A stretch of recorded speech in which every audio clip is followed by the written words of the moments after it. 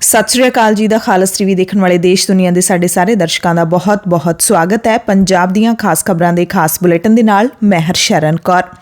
ਅੱਜ 3 ਮਾਰਚ ਹੈ, ਦਿਨ ਵੀਰਵਾਰ ਹੈ। ਖਬਰਾਂ ਦੇ ਇਸ ਬੁਲੇਟਿਨ ਦੇ ਵਿੱਚ ਤੁਹਾਨੂੰ ਖਾਸ ਤੇ ਵੱਡੀਆਂ ਸਾਰੀਆਂ ਖਬਰਾਂ ਅੱਜ ਦੀਆਂ ਦੱਸਾਂਗੇ। ਰੂਸ ਯੂਕਰੇਨ ਸੰਕਟ ਦੀ ਗੱਲ ਕਰ ਲਈਏ ਤਾਂ ਯੂਕਰੇਨ ਦੇ ਵਿੱਚ ਫਸੇ ਭਾਰਤੀਆਂ ਦੇ ਹਾਲਾਤ ਹੁਣ ਵੱਧ ਤੋਂ ਵੱਧਤਰ ਹੁੰਦੇ ਜਾ ਰਹੇ ਨੇ।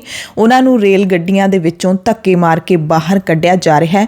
ਸਾਰੀ ਖਬਰ ਹੁਣੇ ਹੀ ਦੱਸਦੇ ਹਾਂ। ਉਸ ਤੋਂ ਪਹਿਲਾਂ ਤੁਹਾਨੂੰ ਇੱਕ ਹੋਰ ਅਪਡੇਟ ਇਹ ਦੇ ਦਿੰਦੇ ਹਾਂ ਜਿਸ ਤੋਂ ਥੋੜੀ ਬਹੁਤੀ ਆਸ ਹੈ ਕਿ ਰੂਸ ਤੇ ਯੂਕਰੇਨ ਦੇ ਵਿਚਾਲੇ ਜੰਗ ਥੋੜੀ ਬਹੁਤ ਟਲ ਸਕਦੀ ਹੈ। ਯੂਕਰੇਨ ਦੇ ਉੱਤੇ ਰੂਸ ਦੇ ਹਮਲੇ ਦਾ ਅੱਜ 8ਵਾਂ ਦਿਨ ਹੈ। ਇਸੇ ਦਰਮਿਆਨ ਦੋਵੇਂ ਮੁਲਕ ਗੱਲਬਾਤ ਦੇ ਲਈ ਰਾਜ਼ੀ ਹੋ ਗਏ ਨੇ ਅਤੇ ਯੂਕਰੇਨ ਦਾ ਵਫਦ ਰੂਸ ਦੇ ਨਾਲ ਗੱਲਬਾਤ ਦੇ ਲਈ ਕੀਵ ਤੋਂ ਰਵਾਨਾ ਹੋ ਚੁੱਕਿਆ ਹੈ। ਯੂਕਰੇਨ ਨੇ ਕਿਹਾ ਹੈ ਕਿ ਰੂਸ ਦੇ ਵਫਦ ਦੇ ਨਾਲ ਗੱਲਬਾਤ ਦੇ ਲਈ ਯੂਕਰੇਨ ਦਾ ਇੱਕ ਵਫਦ ਕੀਵ ਤੋਂ ਬੇਲਾਰੂਸ ਦੇ ਲਈ ਰਵਾਨਾ ਹੋ ਚੁੱਕਿਆ ਹੈ। ਰੂਸ ਦੇ ਪ੍ਰਮੁੱਖ ਗੱਲਬਾਤ ਕਰਨ ਵਾਲੇ ਵਲਾਦੀਮੀਰ ਮੇਦਿੰਸਕੀ ਦਾ ਕਹਿਣਾ ਹੈ ਕਿ ਰੂਸ ਦੇ ਸੁਰੱਖਿਆ ਬਲ ਯੂਕਰੇਨ ਦੇ ਵਾਰਤਾ ਦਲ ਨੂੰ ਸੁਰੱਖਿਅਤ ਗਲਿਆਰਾ ਮੁਹੱਈਆ ਕਰਵਾਉਣਗੇ ਤੇ ਯੂਕਰੇਨ ਦੇ ਰਾਸ਼ਟਰਪਤੀ ਦੇ ਸਲਾਹਕਾਰ ਅਲੈਕਸੀ ਅਰੈਸਟੋਵਿਚ ਦਾ ਕਹਿਣਾ ਹੈ ਕਿ ਗੱਲਬਾਤ ਦੇ ਦੌਰਾਨ ਯੂਕਰੇਨ ਆਪਣੇ ਪੱਖ ਦੇ ਉੱਤੇ ਅਡਿੱਗ ਰਹੇਗਾ। ਉੱਥੇ ਰੂਸੀ ਵਿਦੇਸ਼ ਮੰਤਰੀ ਸਰਗੇਈ ਲਾਵਰੋਵ ਨੇ ਕਿਹਾ ਕਿ ਰੂਸ ਯੂਕਰੇਨ ਦੇ ਅਸੈਨਿਕਰਨ ਦੇ ਆਪਣੇ ਇਰਾਦੇ ਦੇ ਲਈ ਅਡਿੱਗ ਰਹੇਗਾ, ਪ੍ਰਤੀਬੱਧ ਰਹੇਗਾ ਤੇ ਅਜਿਹੇ ਹਥਿਆਰਾਂ ਦੀ ਸੂਚੀ ਤੇ ਸਹਿਮਤੀ ਬਣਾਈ ਜਾਏਗੀ ਜਿਨ੍ਹਾਂ ਨੂੰ ਕਦੇ ਵੀ ਯੂਕਰੇਨ ਦੇ ਵਿੱਚ ਤੈਨਾਤ ਨਹੀਂ ਕੀਤਾ ਜਾ ਸਕੇਗਾ। ਲਾਵਰੋਵ ਨੇ ਵੀ ਕਿਹਾ ਕਿ ਰੂਸ ਯੂਕਰੇਨ ਦੇ ਲੋਕਾਂ ਦੇ ਆਪਣੇ ਲੀਡਰ ਚੁਣਨ ਦੇ ਅਧਿਕਾਰ ਦਾ ਵੀ ਸਨਮਾਨ ਕਰਦਾ ਹੈ। ਉਧਰ ਅਮਰੀਕਾ ਦੇ ਰੱਖਿਆ ਵਿਭਾਗ ਨੇ ਦੱਸਿਆ ਹੈ ਕਿ ਯੂਕਰੇਨ ਦੀ ਰਾਜਧਾਨੀ ਕੀਵ ਵੱਲ ਵੱਧ ਰਹੀ ਰੂਸੀ ਫੌਜ ਨੇ ਲੰਘੇ 24 ਤੋਂ 36 ਘੰਟਿਆਂ ਦੇ ਵਿੱਚ ਕੋਈ ਖਾਸ ਹਲਚਲ ਨਹੀਂ ਦਿਖਾਈ ਹੈ, ਯਾਨੀ ਕਿ ਰੂਸੀ ਫੌਜ ਦਾ ਜਿਹੜਾ ਕਾਫਲਾ ਹੈ ਉਹ ਰੁਕ ਗਿਆ ਹੈ। ਰੱਖਿਆ ਵਿਭਾਗ ਦੇ ਬੁਲਾਰੇ ਜਾਨ ਕਿਬਰੀ ਨੇ ਦੱਸਿਆ ਕਿ ਖਾਸ ਤੌਰ ਤੇ ਕੀਵ ਦੇ ਦੱਖਣ ਵੱਲ ਵਧਣ ਦੀ ਕੋਸ਼ਿਸ਼ ਕਰ ਰਹੇ 60 ਕਿਲੋਮੀਟਰ ਲੰਬੇ ਰੂਸੀ ਫੌਜ ਦੇ ਕਾਫਲੇ ਦੀ ਰਫ਼ਤਾਰ ਨੂੰ ਯੂਕਰੇਨ ਦੇ ਲੜਾਕਿਆਂ ਨੇ ਰੋਕ ਦਿੱਤਾ ਹੈ। ਇਹ ਕਾਫਲਾ ਹੁਣ ਰੁਕ ਗਿਆ ਹੈ। ਉਧਰ ਰੂਸ ਦੇ ਵਿੱਚ ਯੂਕਰੇਨ ਤੇ ਕੀਤੇ ਗਏ ਰੂਸੀ ਹਮਲੇ ਦੇ ਵਿਰੋਧ ਵਿੱਚ ਲੋਕ ਲਗਾਤਾਰ ਰੋਸ ਮੁਜ਼ਾਹਰੇ ਕਰ ਰਹੇ ਨੇ ਤੇ ਉਹਨਾਂ ਨੂੰ ਦਬਾਉਣ ਦੀ ਪੁਲਿਸ ਕਾਰਵਾਈ ਵੀ ਜਾਰੀ ਹੈ, ਯਾਨੀ ਕਿ ਮੀਡੀਆ ਜਿਹੜੇ ਸੰਸਥਾਵਾਂ ਹੈਗੀਆਂ ਨੇ ਉਹਨਾਂ ਦੇ ਖਿਲਾਫ ਵੀ ਰੂਸੀ ਪੁਲਿਸ ਕਾਰਵਾਈ ਕਰ ਰਹੀ ਹੈ। ਲੋਕ ਜਿਹੜੇ ਸੜਕਾਂ ਤੇ ਉਤਰੇ ਨੇ ਉਹਨਾਂ ਦੇ ਖਿਲਾਫ ਤਾਂ ਕਰ ਹੀ ਰਹੀ ਹੈ। ਉਹਨਾਂ ਨੂੰ ਲਗਾਤਾਰ ਜੇਲ੍ਹਾਂ ਦੇ ਵਿੱਚ ਭੇਜਿਆ ਜਾ ਰਿਹਾ ਹੈ ਤੇ ਮੀਡੀਆ ਤੇ ਕਾਰਵਾਈ ਕਰਦੇ ਹੋਏ ਮੰਗਲਵਾਰ ਦੀ ਰਾਤ ਨੂੰ ਰੂਸੀ ਅਧਿਕਾਰੀਆਂ ਨੇ ਸੁਤੰਤਰ ਰੇਡੀਓ ਸਟੇਸ਼ਨ ਈਖੋ ਮੋਸਕਵੀ ਨੂੰ ਆਫ ਏਅਰ ਵੀ ਕਰ ਦਿੱਤਾ ਹੈ। ਇੱਕ ਹੋਰ ਟੀਵੀ ਚੈਨਲ ਦੀ ਵੈਬਸਾਈਟ ਦਾ ਐਕਸੈਸ ਵੀ ਬਲੌਕ ਕਰ ਦਿੱਤਾ ਹੈ। ਫਰਾਂਸ ਦੇ ਰਾਸ਼ਟਰਪਤੀ ਇਮੈਨੂਅਲ ਮੈਕਰੋਨ ਨੇ ਕਿਹਾ ਕਿ ਯੂਰਪ ਨੂੰ ਸ਼ਾਂਤੀ, ਸੁਤੰਤਰਤਾ ਤੇ ਲੋਕਤੰਤਰ ਦੀ ਕੀਮਤ ਚੁਕਾਉਣੀ ਚਾਹੀਦੀ ਹੈ। ਆਪਣੇ ਭਾਸ਼ਣ ਦੇ ਵਿੱਚ ਉਹਨਾਂ ਨੇ ਰੂਸ ਦੇ ਇਸ ਝੂਠ ਦੀ ਆਲੋਚਨਾ ਕੀਤੀ ਹੈ ਕਿ ਰੂਸ ਯੂਕਰੇਨ ਦੇ ਵਿੱਚ ਨਾਜ਼ੀਵਾਦ ਦੇ ਖਿਲਾਫ ਲੜ ਰਿਹਾ ਹੈ। ਮੈਕਰੋਨ ਨੇ ਰੂਸ ਨੂੰ ਹਮਲਾਵਰ ਕਿਹਾ। ਉਹਨਾਂ ਨੇ ਕਿਹਾ ਕਿ ਨੇਟੋ ਰੂਸ ਦੇ ਨਾਲ ਟਕਰਾਅ ਵਿੱਚ ਨਹੀਂ ਹੈ, ਪਰ ਯੂਰਪ ਬਦਲਾਅ ਦੇ ਇੱਕ ਨਵੇਂ ਦੌਰ ਦੇ ਵਿੱਚ ਦਾਖਲ ਹੋ ਗਿਆ। ਅਮਰੀਕੀ ਵਿਦੇਸ਼ ਮੰਤਰੀ ਐਂਟਨੀ ਬਲਿੰਕਨ ਅਗਲੇ 6 ਦਿਨਾਂ ਦੇ ਦੌਰਾਨ ਯੂਰਪ ਦੇ 6 ਮੁਲਕਾਂ ਦਾ ਦੌਰਾ ਕਰਨਗੇ। ਇਸ ਯਾਤਰਾ ਦੌਰਾਨ ਬਲਿੰਕਨ ਬ੍ਰੈਸਲਸ ਦੇ ਵਿੱਚ ਨੇਟੋ ਤੇ ਯੂਰਪੀਅਨ ਯੂਨੀਅਨ ਦੇ ਲੀਡਰਾਂ ਨੂੰ ਮਿਲਣਗੇ। ਪੋਲੈਂਡ, ਮਾਲਦੋਵਾ, ਲਾਟਵੀਆ, ਲਿਥੁਆਨੀਆ ਅਤੇ ਇਸਟੋਨੀਆ ਦੇ ਲੀਡਰਾਂ ਦੇ ਨਾਲ ਵੀ ਮੁਲਾਕਾਤ ਕਰਨਗੇ। ਅਮਰੀਕੀ ਰੱਖਿਆ ਵਿਭਾਗ ਪੈਂਟਾਗਨ ਨੇ ਇਸ ਹਫ਼ਤੇ ਦੇ ਲਈ ਜੋ ਪਹਿਲਾਂ ਤੋਂ ਨਿਰਧਾਰਿਤ ਮਿੰਟਮੈਨ 3 ਇੰਟਰਕਾਂਟੀਨੈਂਟਲ ਬਾਲਿਸਟਿਕ ਮਿਜ਼ਾਈਲ ਨੂੰ ਲਾਂਚ ਕਰਨਾ ਸੀ, ਉਸ ਦੇ ਲਾਂਚ ਨੂੰ ਟਾਲ ਦਿੱਤਾ ਹੈ। ਇੱਕ ਹੋਰ ਵੱਡੀ ਖਬਰ ਇਹ ਹੈ ਕਿ ਸੰਯੁਕਤ ਰਾਸ਼ਟਰ ਯਾਨੀ ਕਿ UN ਦੇ ਵਿੱਚ ਰੂਸ ਖਿਲਾਫ ਮਤਾ ਪਾਸ ਕਰ ਦਿੱਤਾ ਗਿਆ ਹੈ ਤੇ VOTING ਦੌਰਾਨ ਭਾਰਤ ਗੈਰ ਹਾਜ਼ਰ ਰਿਹਾ।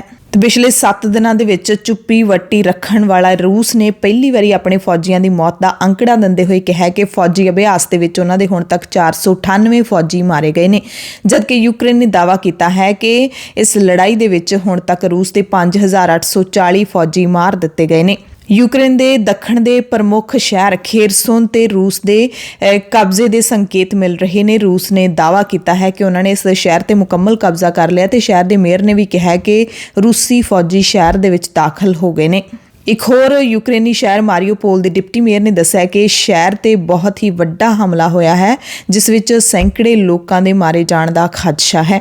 ਇਸੇ ਤਰ੍ਹਾਂ ਯੂਕਰੇਨ ਦੇ ਦੂਜੇ ਸਭ ਤੋਂ ਵੱਡੇ ਸ਼ਹਿਰ ਖਾਰਕੀਵ ਦੇ ਵਿੱਚ ਵੀ ਬਹੁਤ ਰਾਕੇਟ ਦਾਗੇ ਗਏ ਨੇ। ਹਵਾਈ ਹਮਲਿਆਂ ਦੀਆਂ ਖਬਰਾਂ ਆਈਆਂ ਨੇ। ਇੱਥੇ ਇੱਕ ਦਿਨ ਪਹਿਲਾਂ ਰਾਤ ਨੂੰ ਰੂਸੀ ਪੈਰਾਟਰੂਪਰਸ ਉੱਤਰ ਆਏ ਸੀ। ਜਿੱਥੇ ਰੂਸ ਤੇ ਯੂਕਰੇਨ ਗੱਲਬਾਤ ਦੇ ਲਈ ਤਿਆਰ ਹੋ ਗਏ ਨੇ ਅਤੇ ਇਹ ਗੱਲਬਾਤ ਸ਼ੁਰੂ ਹੋਣ ਤੋਂ ਪਹਿਲਾਂ ਹੀ ਰੂਸ ਦੇ ਵਿਦੇਸ਼ ਮੰਤਰੀ ਨੇ ਕਿਹਾ ਕਿ ਤੀਜਾ ਵਿਸ਼ਵ ਯੁੱਧ ਜੇ ਹੋਇਆ ਤਾਂ ਇਹ ਬਹੁਤ ਹੀ ਤਬਾਹਕਾਰੀ ਹੋਏਗਾ ਅਤੇ ਪਰਮਾਣੂ ਯੁੱਧ ਹੋਏਗਾ, ਪਰਮਾਣੂ ਹਥਿਆਰਾਂ ਦੇ ਨਾਲ ਲੜਿਆ ਜਾਏਗਾ। ਯੂਕਰੇਨ ਦੇ ਰਾਸ਼ਟਰਪਤੀ ਜ਼ੈਲੈਂਸਕੀ ਨੇ ਕਿਹਾ ਕਿ ਰੂਸ ਸਾਡਾ ਇਤਿਹਾਸ ਮਿਟਾਉਣਾ ਚਾਹੁੰਦਾ ਹੈ। ਉਧਰ ਰੂਸ ਦੇ ਵਿਰੋਧੀ ਧਿਰ ਦੇ ਲੀਡਰ ਨਵੇਲਨੀ ਨੇ ਕਿਹਾ ਕਿ ਪੁਤਿਨ ਕੋਈ ਰੂਸ ਨਹੀਂ ਹੈ। ਯੁੱਧ ਰੋਕਣ ਦੇ ਲਈ ਲੋਕਾਂ ਨੂੰ ਸੜਕਾਂ ਤੇ ਉਤਰਨ ਦੀ ਉਹਨਾਂ ਨੇ ਅਪੀਲ ਕੀਤੀ ਹੈ। ਹੁਣ ਗੱਲ ਕਰਦੇ ਹਾਂ ਉੱਥੇ ਫਸੇ ਭਾਰਤੀ ਵਿਦਿਆਰਥੀਆਂ ਦੇ ਤੇ ਭਾਰਤੀ ਨਾਗਰਿਕਾਂ ਦੇ ਕੀ ਹਾਲਾਤ ਨੇ। ਕੱਲ ਸ਼ਾਮ ਨੂੰ ਯੂਕਰੇਨ ਦੇ ਵਿੱਚ ਭਾਰਤੀ ਅੰਬੈਸੀ ਨੇ ਭਾਰਤੀ ਨਾਗਰਿਕਾਂ ਨੂੰ ਤੁਰੰਤ ਖਾਰਕਿਵ ਸ਼ਹਿਰ ਛੱਡਣ ਦੀ ਸਲਾਹ ਦੇ ਦਿੱਤੀ ਤੇ ਇੱਕ ਹੋਰ ਐਡਵਾਈਜ਼ਰੀ ਫਿਰ ਜਾਰੀ ਕੀਤੀ ਗਈ ਕਿ ਜੇ ਤੁਹਾਡੇ ਕੋਲ ਕੋਈ ਵੀ ਸਾਧਨ ਨਹੀਂ ਹੈ ਖਾਰਕਿਵ ਸ਼ਹਿਰ ਛੱਡਣ ਦਾ ਤਾਂ ਤੁਸੀਂ ਪੈਦਲ ਹੀ ਨਿਕਲ ਪਾਓ। ਸੋ ਇਸ ਤਰ੍ਹਾਂ ਦੀ ਐਡਵਾਈਜ਼ਰੀ ਹੈ ਜਿਹੜੀ ਉਹ ਜਾਰੀ ਕੀਤੀ ਗਈ ਹੈ, ਯਾਨੀ ਕਿ ਭਾਰਤ ਸਰਕਾਰ ਯੂਕਰੇਨ ਦੇ ਵਿੱਚ ਉਹਨਾਂ ਦੀ ਕੋਈ ਮਦਦ ਨਹੀਂ ਕਰ ਸਕਦੀ। ਉਹਨਾਂ ਨੂੰ ਆਪਣੇ ਸਿਰ ਤੇ ਆਪਣੇ ਜ਼ਿੰਮੇ ਤੇ ਹੀ ਜਿਹੜਾ ਹੈਗਾ ਉਹ ਖਾਰਕਿਵ ਸ਼ਹਿਰ ਛੱਡਣਾ ਪਏਗਾ। ਉਹ ਸ਼ਹਿਰ ਜਿਹੜਾ ਯੂਕਰੇਨ ਦਾ ਦੂਜਾ ਸਭ ਤੋਂ ਵੱਡਾ ਸ਼ਹਿਰ ਹੈ ਤੇ ਜਿੱਥੇ ਹਾਲਾਤ ਹੁਣ ਠੀਕ ਨਹੀਂ ਹੈਗੇ। ਜਦਕਿ ਭਾਰਤ ਸਰਕਾਰ ਇਹ ਦਾਅਵਾ ਕਰ ਰਹੀ ਹੈ ਕਿ ਪੂਰਬੀ ਯੂਰਪੀਅਨ ਮੁਲਕ ਦੇ ਵਿੱਚ ਫਸੇ 6300 ਤੋਂ ਵੱਧ ਭਾਰਤੀਆਂ ਨੂੰ ਵਾਪਸ ਲਿਆਉਣ ਦੇ ਲਈ ਆਉਂਦੇ ਦਿਨਾਂ ਦੇ ਵਿੱਚ ਯੂਕਰੇਨ ਨਾਲ ਲੱਗਦੇ ਗੁਆਂਢੀ ਮੁਲਕਾਂ ਦੇ ਵਿੱਚ 31 ਉਡਾਣਾਂ ਭੇਜੀਆਂ ਜਾਣਗੀਆਂ। ਪਰ ਹਾਲਾਤ ਇੰਨੇ ਕੁ ਨਾਜ਼ੁਕ ਬਣੇ ਹੋਏ ਨੇ ਕਿ ਤੁਰੰਤ ਇਹ ਸਾਰੀਆਂ ਉਡਾਣਾਂ ਭੇਜੇ ਜਾਣ ਦੀ ਲੋੜ ਹੈ ਅਤੇ ਯੂਕਰੇਨ ਦੇ ਵਿੱਚ ਫਸੇ ਜਿਹੜੇ ਵਿਦਿਆਰਥੀ ਹੈਗੇ ਨੇ, ਨਾਗਰਿਕ ਹੈਗੇ ਨੇ, ਉਹਨਾਂ ਨੂੰ ਵੀ ਸ਼ਹਿਰਾਂ ਦੇ ਵਿੱਚੋਂ ਬਾਹਰ ਕੱਢ ਕੇ ਸਰਹੱਦਾਂ ਤੱਕ ਲਿਆਉਣ ਦੇ ਲਈ ਕੋਈ ਪ੍ਰਬੰਧ ਕੀਤਾ ਜਾਣਾ ਚਾਹੀਦਾ ਹੈ। ਤੇ ਜਿਹੜੇ ਵਿਦਿਆਰਥੀ ਵਾਪਸ ਆ ਕੇ ਆਪਣੇ ਮਾਪਿਆਂ ਨੂੰ ਮਿਲ ਰਹੇ ਨੇ, ਉਹਨਾਂ ਦੇ ਮਾਪੇ ਸੁੱਖ ਵੀ ਮਨਾ ਰਹੇ ਨੇ ਤੇ ਬੱਚੇ ਵੀ ਉੱਥੋਂ ਦੇ ਹਾਲਾਤ ਦੱਸ ਰਹੇ ਨੇ, ਜਿਨ੍ਹਾਂ ਨੂੰ ਸੁਣ ਕੇ ਪਤਾ ਲੱਗਦਾ ਹੈ ਕਿ ਹਾਲਾਤ ਕਿਸ ਤਰੀਕੇ ਦੇ ਨਾਲ ਉੱਥੇ ਨਾਜ਼ੁਕ ਹੋਏ ਪਏ ਨੇ। ਸਭ ਤੋਂ ਪਹਿਲਾਂ ਖਾਰਕਿਵ ਦੀ ਤੁਹਾਨੂੰ ਗੱਲ ਦੱਸ ਦਿੰਦੇ ਹਾਂ, ਜਿੱਥੇ ਲਈ ਕੱਲ ਐਡਵਾਈਜ਼ਰੀ ਜਾਰੀ ਕੀਤੀ ਹੈ। ਉੱਥੇ ਭਾਰਤੀ ਵਿਦਿਆਰਥੀਆਂ ਦੇ ਲਈ ਰੇਲ ਗੱਡੀਆਂ ਦੇ ਦਰਵਾਜ਼ੇ ਹੀ ਭੇੜ ਦਿੱਤੇ ਗਏ ਨੇ। ਰੇਲਵੇ ਸਟੇਸ਼ਨਾਂ ਦੇ ਉੱਤੇ ਕੱਲ ਮੈਡੀਕਲ ਯੂਨੀਵਰਸਿਟੀ ਦੇ ਹੋਸਟਲਾਂ ਦੇ ਵਿੱਚੋਂ ਨਿਕਲ ਕੇ 1200 ਦੇ ਕਰੀਬ ਵਿਦਿਆਰਥੀ ਪਹੁੰਚੇ ਨੇ, ਪੈਦਲ ਤੁਰ ਕੇ ਪਹੁੰਚੇ ਨੇ 7 ਤੋਂ 10 ਕਿਲੋਮੀਟਰ ਦਾ ਫਾਸਲਾ ਤੈਅ ਕਰਕੇ। ਤੇ ਉਹਨਾਂ ਦੇ ਨਾਲ ਐਡੂਪੀਡੀਆ ਓਵਰਸੀਜ਼ ਦੇ ਜਿਹੜੇ ਨੁਮਾਇੰਦੇ ਡਾਕਟਰ ਕਰਨ ਸਿੰਘ ਸੰਧੂ ਵੀ ਮੌਜੂਦ ਨੇ ਤੇ ਉਹਨਾਂ ਦੀ ਅਗਵਾਈ ਦੇ ਵਿੱਚ ਇਹ ਸਾਰੇ ਵਿਦਿਆਰਥੀ ਰੇਲਵੇ ਸਟੇਸ਼ਨਾਂ ਤੇ ਪਹੁੰਚੇ ਨੇ ਤੇ ਉੱਥੇ ਖੜਿਆਂ ਨੂੰ ਉਹਨਾਂ ਨੂੰ 20 ਘੰਟਿਆਂ ਤੋਂ ਵੱਧ ਦਾ ਸਮਾਂ ਹੋ ਗਿਆ। ਮੀਂਹ, ਠੰਡ, ਬਰਫ਼ਬਾਰੀ ਤੇ ਭੁੱਖ ਪਿਆਸ ਵੱਡੀ ਮੁਸੀਬਤ ਇਹਨਾਂ ਸਾਰਿਆਂ ਦੇ ਲਈ ਬਣੇ ਹੋਏ ਨੇ।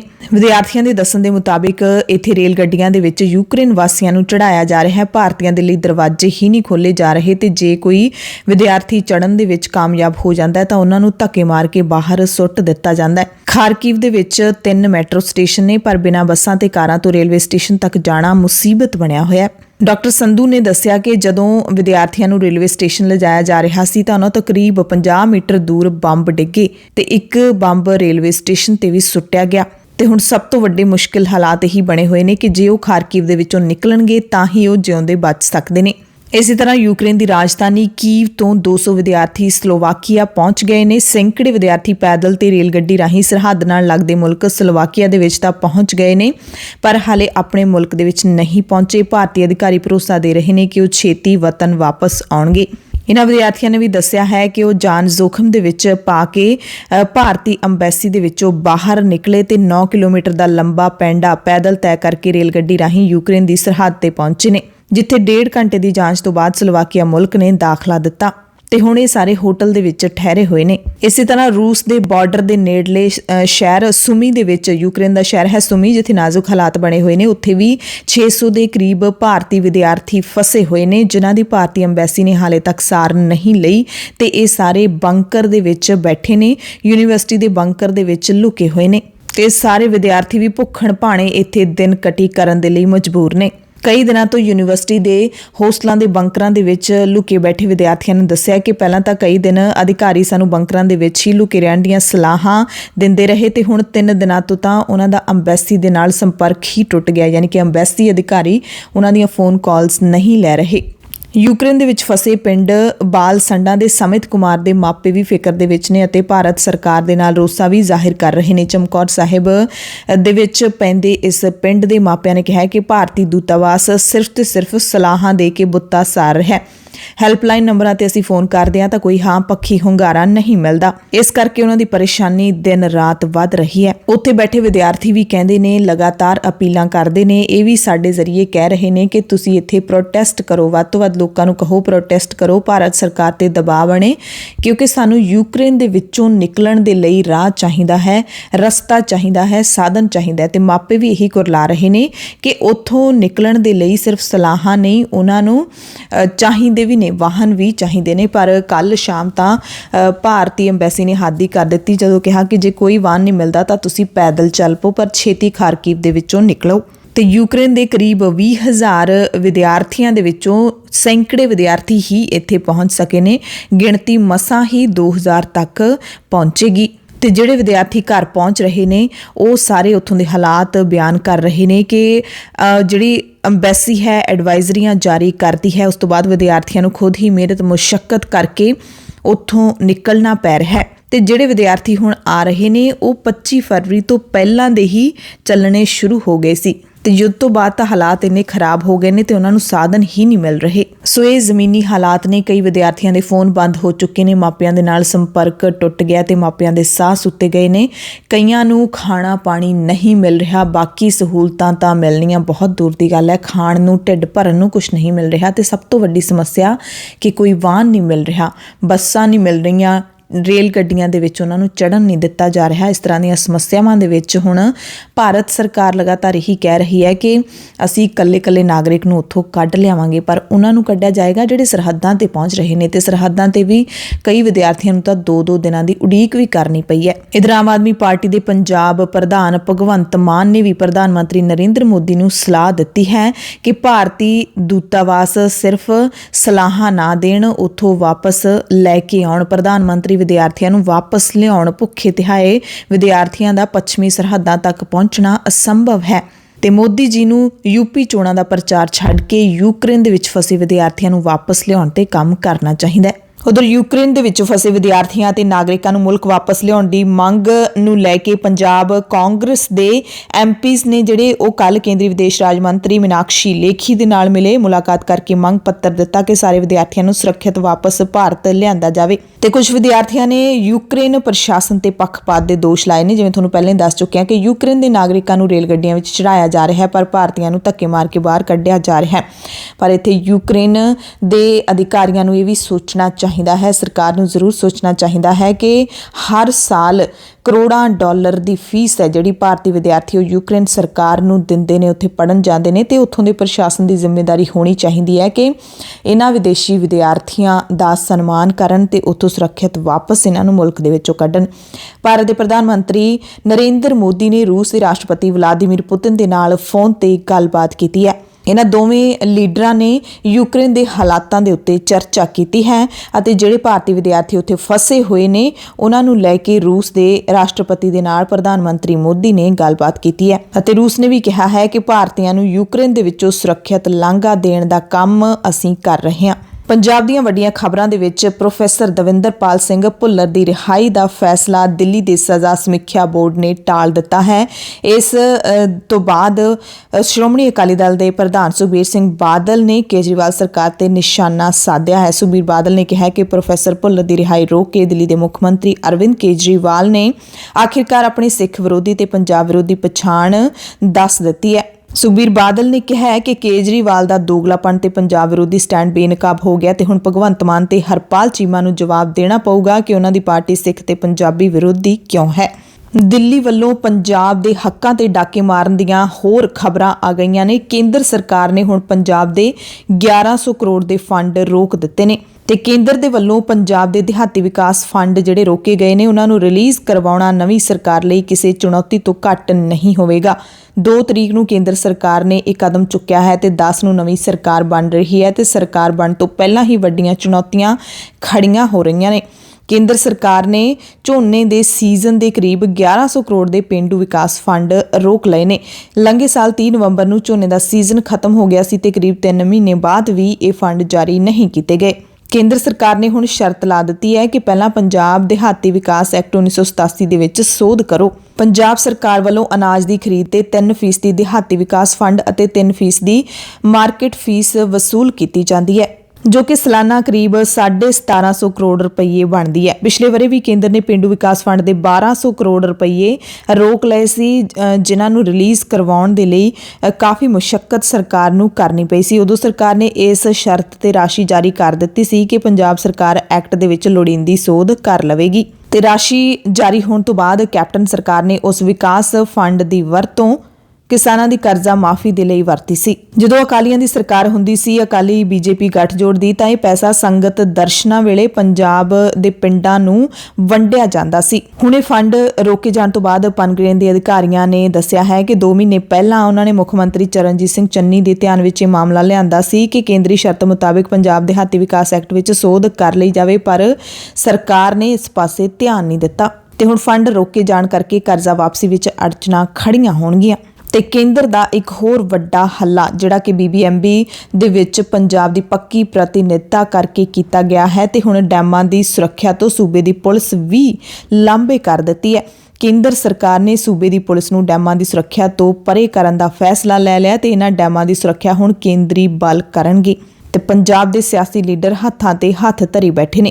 ਭਾਖੜਾ ਬਿਆਸ ਮੈਨੇਜਮੈਂਟ ਬੋਰਡ ਨੇ 3 ਪ੍ਰਮੁੱਖ ਡੈਮਾਂ ਦੀ ਸੁਰੱਖਿਆ ਕੇਂਦਰੀ ਸਨਅਤੀ ਸੁਰੱਖਿਆ ਫੋਰਸ ਯਾਨੀ ਕਿ CISF ਹਵਾਲੇ ਕਰਨ ਦਾ ਫੈਸਲਾ ਲੈ ਲਿਆ।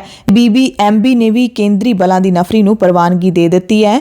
ਹਾਲਾਂਕਿ ਪੰਜਾਬ ਦੀਆਂ ਸਿਆਸੀ ਧਿਰਾਂ ਇਸ ਦਾ ਤਿੱਖਾ ਵਿਰੋਧ ਕਰ ਰਹੀਆਂ ਨੇ, ਪਰ ਇਸ ਵਿਰੋਧ ਦਾ ਹੁਣ ਕੀ ਅਸਰ ਹੋਊਗਾ, ਇਹ ਸਭ ਤੋਂ ਵੱਡਾ ਸਵਾਲ ਹੈ। ਤੇ ਕੇਂਦਰ ਸਰਕਾਰ ਹੁਣ ਹੱਥੋਂ ਹੱਥ ਪੰਜਾਬ ਦੇ ਹੱਕਾਂ ਨੂੰ ਖੋਹਣ ਦੇ ਲਈ ਫੈਸਲੇ ਲੈ ਰਹੀ ਹੈ।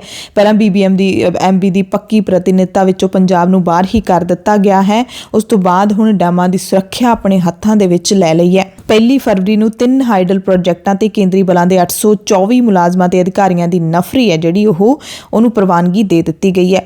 ਭਾਖੜਾ ਡੈਮ ਤੇ 435, ਜਦਕਿ ਬਿਆਸ ਡੈਮ ਪ੍ਰੋਜੈਕਟ ਤੇ 146, ਇਸੇ ਤਰ੍ਹਾਂ ਸਤਲੁਜ ਬਿਆਸ ਲਿੰਕ ਪ੍ਰੋਜੈਕਟ ਤੇ 243 ਮੁਲਾਜ਼ਮ ਤੈਨਾਤ ਕੀਤੇ ਜਾਣਗੇ ਤੇ ਇਹਨਾਂ ਦੀ ਸੁਰੱਖਿਆ ਦਾ ਖਰਚਾ 90 ਕਰੋੜ ਰੁਪਏ ਆਏਗਾ, ਜਿਸ ਦਾ ਬੋਝ ਡੈਮਾਂ ਦੇ ਵਿੱਚ ਹਿੱਸੇਦਾਰ ਸੂਬਿਆਂ ਤੇ ਪਊਗਾ। ਤੇ ਅਸੀਂ ਆਪਣੀ ਇੱਕ ਖਾਸ ਰਿਪੋਰਟ ਦੇ ਵਿੱਚ ਦੱਸਿਆ ਵੀ ਸੀ ਕਿ ਸਾਰਾ ਕੁਝ ਹੋ ਰਿਹਾ ਹੈ 2019 ਦੇ ਵਿੱਚ ਜਿਹੜਾ ਡੈਮ ਸੇਫਟੀ ਬਿੱਲ ਪਾਰਲੀਮੈਂਟ ਦੇ ਵਿੱਚ ਲਿਆਂਦਾ ਗਿਆ ਸੀ ਉਸ ਦੇ ਤਹਿਤ ਕੀਤਾ ਜਾ ਰਿਹਾ ਹੈ। ਉਦੋਂ ਤਾਮਿਲਨਾਡੂ ਨੇ ਇਸ ਦਾ ਸਖਤ ਵਿਰੋਧ ਕੀਤਾ ਸੀ ਤੇ ਪੰਜਾਬ ਦੇ ਜਿਹੜੇ MP ਹੈਗੇ ਨੇ ਉਹਨਾਂ ਨੇ ਕਿੰਨਾ ਕੁ ਵਿਰੋਧ ਕੀਤਾ ਸੀ ਇਹ ਤਾਂ ਉਹੀ ਜਾਣਦੇ ਨੇ।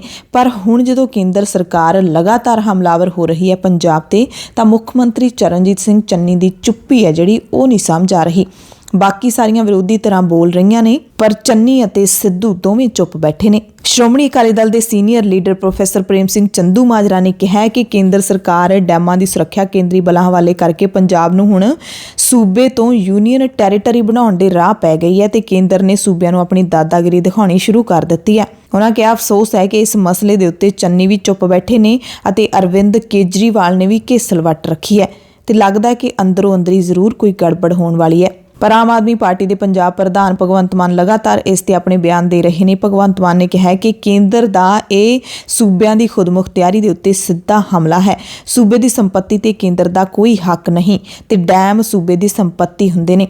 ਪਹਿਲਾਂ BBMB ਚੋਂ ਪੰਜਾਬ ਨੂੰ ਬਾਹਰ ਕਰਨਾ ਤੇ ਹੁਣ ਇੱਕ ਹੋਰ ਹਮਲਾ ਕਰਨਾ ਕੇਂਦਰ ਦੀ ਮਨਸ਼ਾ ਠੀਕ ਨਹੀਂ ਹੈ। ਸੰਯੁਕਤ ਕਿਸਾਨ ਮੋਰਚੇ ਵਿੱਚ ਸ਼ਾਮਲ ਸਾਰੀਆਂ ਜਥੇਬੰਦੀਆਂ ਕੱਲ੍ਹ ਨੂੰ ਯਾਨੀ ਕਿ 4 ਮਾਰਚ ਨੂੰ BBMB ਤੇ ਕੇਂਦਰ ਸਰਕਾਰ ਦੇ ਹਮਲਿਆਂ ਖਿਲਾਫ ਅਰਥੀ ਫੂਕ ਮੁਜ਼ਾਹਰੇ ਕਰਨਗੀਆਂ। ਡਿਪਟੀ ਕਮਿਸ਼ਨਰਾਂ ਨੂੰ ਭਾਰਤ ਦੇ ਰਾਸ਼ਟਰਪਤੀ ਦੇ ਨਾਮ ਮੰਗ ਪੱਤਰ ਵੀ ਸੌਂਪੇ ਜਾਣਗੇ। ਇਹ ਜਾਣਕਾਰੀ ਕਿਸਾਨ ਲੀਡਰ ਡਾਕਟਰ ਦਰਸ਼ਨਪਾਲ ਨੇ ਦਿੱਤੀ ਹੈ। ਉਹਨਾਂ ਕਿਹਾ ਕਿ ਕੇਂਦਰ ਸਰਕਾਰ ਸੂਬਿਆਂ ਤੋਂ ਉਹਨਾਂ ਦੇ ਡੈਮ ਤੇ ਕੁਦਰਤੀ ਵਸੀਲੇ ਖੋਹ ਕੇ ਵੱਡੀਆਂ ਕਾਰਪੋਰੇਟ ਕੰਪਨੀਆਂ ਨੂੰ ਦੇਣ ਜਾ ਰਹੀ ਹੈ। ਇਸ ਦੇ ਰੋਸ ਵਿੱਚ ਮੋਦੀ ਸਰਕਾਰ ਦੇ ਅਰਥੀ ਫੂਕ ਮੁਜ਼ਾਹਰੇ ਕੀਤੇ ਜਾਣਗੇ ਤੇ ਸੰਘਰਸ਼ ਦੀ ਅਗਲੀ ਰਣਨੀਤੀ ਉਲੀਕਣ ਦੇ ਲਈ ਸੰਯੁਕਤ ਕਿਸਾਨ ਮੋਰਚੇ ਦੀ ਮੀਟਿੰਗ 7 ਮਾਰਚ ਨੂੰ ਲੁਧਿਆਣਾ ਦੇ ਵਿੱਚ ਹੋਣ ਜਾ ਰਹੀ ਹੈ। ਸ਼੍ਰੋਮਣੀ ਅਕਾਲੀ ਦਲ ਦੇ ਲੀਡਰ ਪ੍ਰੇਮ ਸਿੰਘ ਚੰਦੂਮਾਜਰਾ ਨੇ ਕੇਂਦਰ ਤੋਂ ਹੱਕ ਲੈਣ ਦੇ ਲਈ ਸਾਰੀਆਂ ਸਿਆਸੀ ਧਿਰਾਂ ਨੂੰ ਇਕਜੁੱਟ ਹੋਣ ਦਾ ਸੱਦਾ ਵੀ ਦਿੱਤਾ ਹੈ ਤੇ ਕੱਲ੍ਹ ਆਮ ਆਦਮੀ ਪਾਰਟੀ ਨੇ ਸਾਰੇ ਜ਼ਿਲ੍ਹਿਆਂ ਦੇ DCs ਦੇ ਜ਼ਰੀਏ ਪੰਜਾਬ ਦੇ ਰਾਜਪਾਲ ਨੂੰ ਮੰਗ ਪੱਤਰ ਵੀ ਭੇਜੇ ਨੇ। ਮੰਗ ਕੀਤੀ ਹੈ ਕਿ ਪੰਜਾਬ ਦੇ ਰਾਜਪਾਲ ਪ੍ਰਧਾਨ ਮੰਤਰੀ ਕੋਲ ਪੰਜਾਬ ਦੇ ਹੱਕਾਂ ਦੀ ਪੈਰਵਾਈ ਕਰਨ ਅਤੇ BBMB ਦੇ ਨਿਯਮਾਂ ਦੇ ਵਿੱਚ ਜੋ ਸੋਧਾਂ ਕੀਤੀਆਂ ਜਾ ਰਹੀਆਂ ਨੇ ਉਹਨਾਂ ਨੂੰ ਵਾਪਸ ਲਿਆ ਜਾਵੇ। ਭਵਾਨੀਗੜ੍ਹ ਤੋਂ ਖਬਰ ਹੈ ਜਿੱਥੇ ਟਰੱਕ ਯੂਨੀਅਨ ਦੇ 2 ਧੜਿਆਂ ਦੇ ਵਿੱਚ ਕੱਲ੍ਹ ਟਕਰਾਅ ਹੋ ਗਿਆ। 2 ਸਾਬਕਾ ਪ੍ਰਧਾਨਾਂ ਸਣੇ 5 ਜਣੇ ਜ਼ਖਮੀ ਹੋ ਗਏ। ਦੋਵਾਂ ਧਿਰਾਂ ਨੇ ਇੱਕ ਦੂਜੇ ਖਿਲਾਫ ਕਾਰਵਾਈ ਦੀ ਮੰਗ ਕੀਤੀ ਹੈ ਤੇ ਮਾਮਲਾ ਇੱਕ ਧਿਰ ਤੋਂ 1 ਕਰੋੜ 34 ਲੱਖ ਰੁਪਏ ਵਾਪਸ ਲੈਣ ਦਾ ਹਿਸਾਬ ਕਿਤਾਬ ਮੰਗਣ ਦਾ ਸੀ। उधर नशा तस्करी मामले ਦੇ ਵਿੱਚ ਜੇਲ੍ਹ 'ਚ ਬੰਦ ਸਾਬਕਾ ਮੰਤਰੀ ਬਿਕਰਮ ਸਿੰਘ ਮਜੀਠੀਆ ਤੇ ਪੰਜਾਬ ਸਰਕਾਰ ਮਿਹਰਬਾਨ ਦਿਖਾਈ ਦੇ ਰਹੀ ਹੈ। ਨਿਯਮ ਕਹਿੰਦੇ ਨੇ ਕਿ ਜੇਲ੍ਹ 'ਚ ਬੰਦ ਕਿਸੇ ਕੈਦੀ ਲਈ ਹਫ਼ਤੇ ਵਿੱਚ ਇੱਕ ਤੇ ਹਵਾਲਾਤੀ ਲਈ 2 ਮੁਲਾਕਾਤਾਂ ਦੀ ਵਿਵਸਥਾ ਹੈ, ਪਰ ਮਜੀਠੀਆ ਦੇ ਮਾਮਲੇ ਵਿੱਚ ਨਿਯਮਾਂ 'ਚ ਢਿੱਲ ਦਿੱਤੀ ਜਾ ਰਹੀ ਹੈ। ਮਜੀਠੀਆ 24 ਫਰਵਰੀ ਰਾਤ ਨੂੰ ਜੇਲ੍ਹ ਪਹੁੰਚੇ ਸੀ। ਅਗਲੇ ਦਿਨ 25 ਫਰਵਰੀ ਨੂੰ ਸਾਬਕਾ ਮੰਤਰੀ ਸੁਰਜੀਤ ਸਿੰਘ ਰੱਖੜਾ ਸਮੇਤ 2 ਹੋਰ ਅਕਾਲੀ ਲੀਡਰ ਮੁਲਾਕਾਤ ਲਈ ਪਹੁੰਚੇ। ਫਿਰ 26 ਤੇ 27 ਫਰਵਰੀ ਦੀ ਛੁੱਟੀ ਸੀ, ਕੋਈ ਮੁਲਾਕਾਤ ਨਹੀਂ ਹੋ ਸਕੀ। 28 ਫਰਵਰੀ ਨੂੰ ਸ਼੍ਰੋਮਣੀ ਕਮੇਟੀ ਦੀ ਸਾਬਕਾ ਪ੍ਰਧਾਨ ਬੀਬੀ ਜਗੀਰ ਕੌਰ, ਡਾਕਟਰ ਦਲਜੀਤ ਸਿੰਘ ਚੀਮਾ ਸਮੇਤ ਹੋਰ ਲੀਡਰ ਮੁਲਾਕਾਤ ਲਈ ਪਹੁੰਚੇ। ਉਸ ਤੋਂ ਬਾਅਦ 1 ਮਾਰਚ ਨੂੰ ਅਕਾਲੀ ਦਲ ਦੇ ਪ੍ਰਧਾਨ ਸੁਖਬੀਰ ਸਿੰਘ ਬਾਦਲ ਅਤੇ ਹਰਸਿਮਰਤ ਕੌਰ ਬਾਦਲ ਮਜੀਠੀਆ ਨੂੰ ਮਿਲੇ। ਕੱਲ 2 ਮਾਰਚ ਨੂੰ ਪ੍ਰੇਮ ਸਿੰਘ ਚੰਦੂਮਾਜਰਾ ਸਮੇਤ 3 ਜਣਿਆਂ ਨੇ ਮੁਲਾਕਾਤ ਕੀਤੀ। ਸਾਫ਼-ਸਾਫ਼ ਦਿਖ ਰਿਹਾ ਹੈ ਕਿ ਮਜੀਠੀਆ ਨੂੰ ਨਿਯਮਾਂ ਦੇ ਵਿੱਚ ਛੋਟ ਦਿੱਤੀ ਜਾ ਰਹੀ ਹੈ, ਪਰ ਜੇਲ੍ਹ ਅਧਿਕਾਰੀ ਕਹਿ ਰਹੇ ਨੇ ਕਿ ਕਾਨੂੰਨੀ ਦਾਇਰੇ ਵਿੱਚ ਰਹਿ ਕੇ ਹੀ ਮੁਲਾਕਾਤਾਂ ਕਰਵਾਈਆਂ ਜਾ ਰਹੀਆਂ ਨੇ।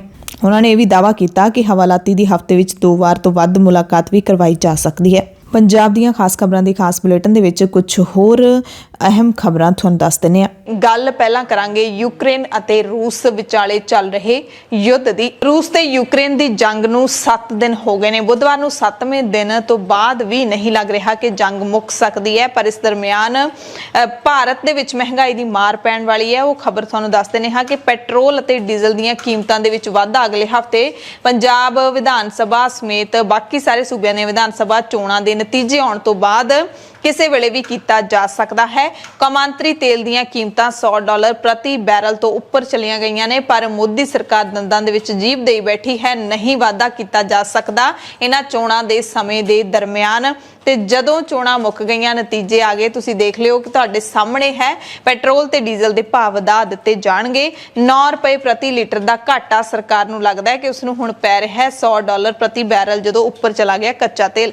2014 ਦੇ ਮੱਧ ਤੋਂ ਬਾਅਦ ਪਹਿਲੀ ਵਾਰੀ ਕੌਮਾਂਤਰੀ ਕੱਚੇ ਤੇਲ ਦੀਆਂ ਕੀਮਤਾਂ $110 ਪ੍ਰਤੀ ਬੈਰਲ ਤੋਂ ਉੱਪਰ ਪਹੁੰਚ ਗਈਆਂ ਨੇ।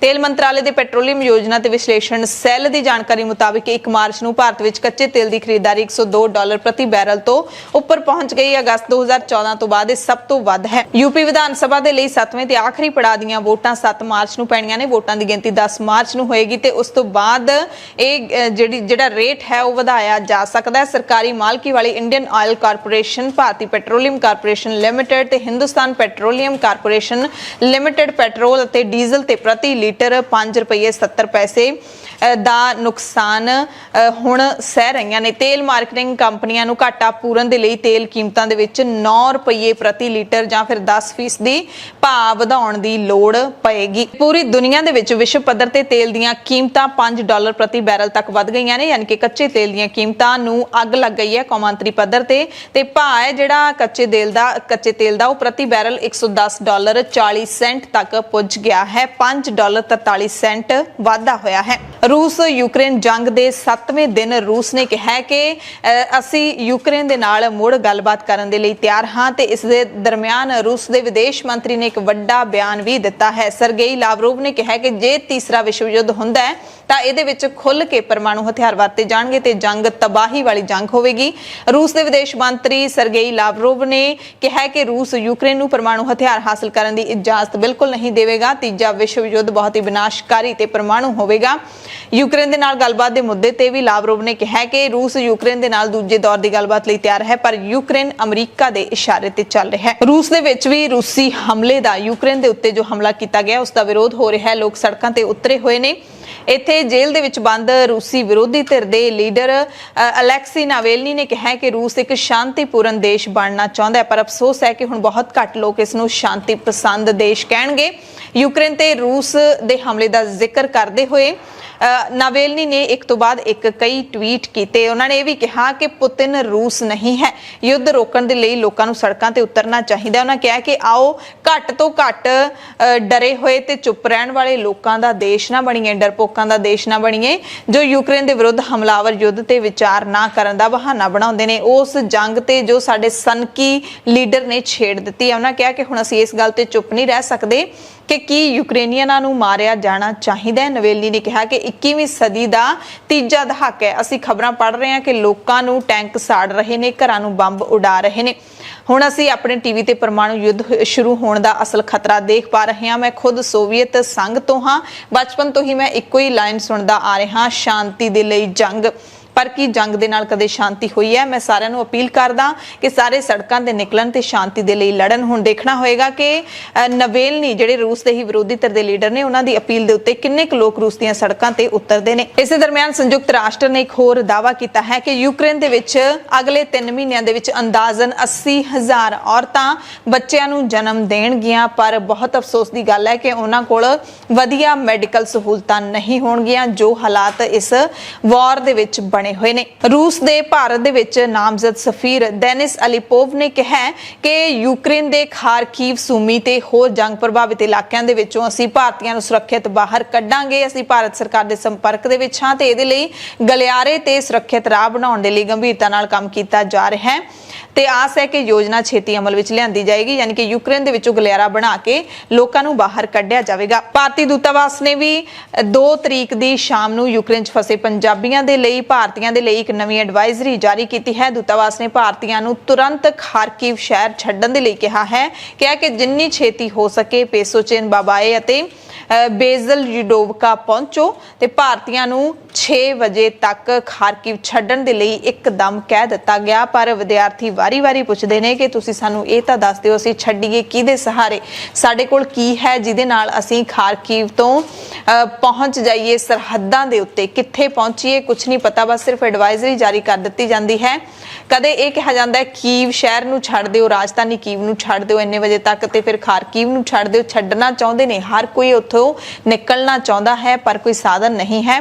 ਪਰ ਇਸੇ ਦਰਮਿਆਨ ਇੱਕ ਹੋਰ ਖਬਰ ਹੈ ਜਿਹੜੀ ਉਹ ਖਾਰਕਿਵ ਤੋਂ ਮਿਲਦੀ ਹੈ, ਜਿੱਥੇ ਗੋਲੀਬਾਰੀ ਕਾਰਨ ਭਾਰਤੀ ਵਿਦਿਆਰਥੀ ਜ਼ਖਮੀ ਹੋਇਆ ਹੈ। ਕਰਨਾਟਕਾ ਦੇ ਮੁੱਖ ਮੰਤਰੀ ਬਸਵਰਾਜ ਬੋਮਈ ਨੇ ਦੱਸਿਆ ਕਿ ਸਰਕਾਰ ਹਾਵੇਰੀ ਜ਼ਿਲ੍ਹੇ ਦੇ ਵਿਦਿਆਰਥੀ ਦਾ ਪਤਾ ਲਾਉਣ ਦੀ ਕੋਸ਼ਿਸ਼ ਕਰ ਰਹੀ ਹੈ ਜੋ ਕਿ ਰੂਸੀ ਬਲਾਂ ਦੀ ਗੋਲੀਬਾਰੀ ਵਿੱਚ ਜ਼ਖਮੀ ਹੋਇਆ ਹੈ। ਭਾਰਤੀ ਵਿਦਿਆਰਥੀ ਨਵੀਨ ਸ਼ੇਖਰੱਪਾ ਮੰਗਲਵਾਰ ਨੂੰ ਯੂਕਰੇਨ ਵਿੱਚ ਰੂਸੀ ਫੌਜੀ ਕਾਰਵਾਈ ਦੇ ਵਿੱਚ ਮਾਰਿਆ ਗਿਆ ਸੀ ਤੇ ਯੂਕਰੇਨ ਦੇ ਵਿੱਚ ਚੱਲ ਰਹੇ ਯੁੱਧ ਦੇ ਵਿੱਚ ਕਿਸੇ ਵੀ ਭਾਰਤੀ ਵਿਦਿਆਰਥੀ ਜਾਂ ਭਾਰਤੀ ਨਾਗਰਿਕ ਦੀ ਮੌਤ ਦਾ ਇਹ ਪਹਿਲਾ ਮਾਮਲਾ ਸਾਹਮਣੇ ਆਇਆ ਸੀ ਤੇ ਹੁਣ ਦੂਸਰਾ ਮਾਮਲਾ ਇੱਕ ਹੋਰ ਸਾਹਮਣੇ ਆਇਆ, ਪਰ ਉਹ ਗੋਲੀਬਾਰੀ ਦੇ ਨਾਲ ਨਹੀਂ ਬਲਕਿ ਬਿਮਾਰੀ ਦੇ ਨਾਲ ਇਸ ਦੁਨੀਆ ਨੂੰ ਛੱਡ ਗਿਆ ਹੈ। ਯੂਕਰੇਨ ਦੇ ਜੋਨੇਸ਼ੀਆ ਦੇ ਹਸਪਤਾਲ ਦੇ ICU ਦੇ ਵਿੱਚ ਦਾਖਲ ਭਾਰਤੀ ਨੌਜਵਾਨ ਚੰਦਨ ਨੇ ਦਮ ਤੋੜ ਦਿੱਤਾ ਹੈ। ਚੰਦਨ ਪੰਜਾਬ ਦੇ ਬਰਨਾਲਾ ਜ਼ਿਲ੍ਹੇ ਦੇ ਨਾਲ ਸੰਬੰਧਿਤ ਹੈ, ਗੰਭੀਰ ਹਾਲਤ ਦੇ ਵਿੱਚ ਸੀ।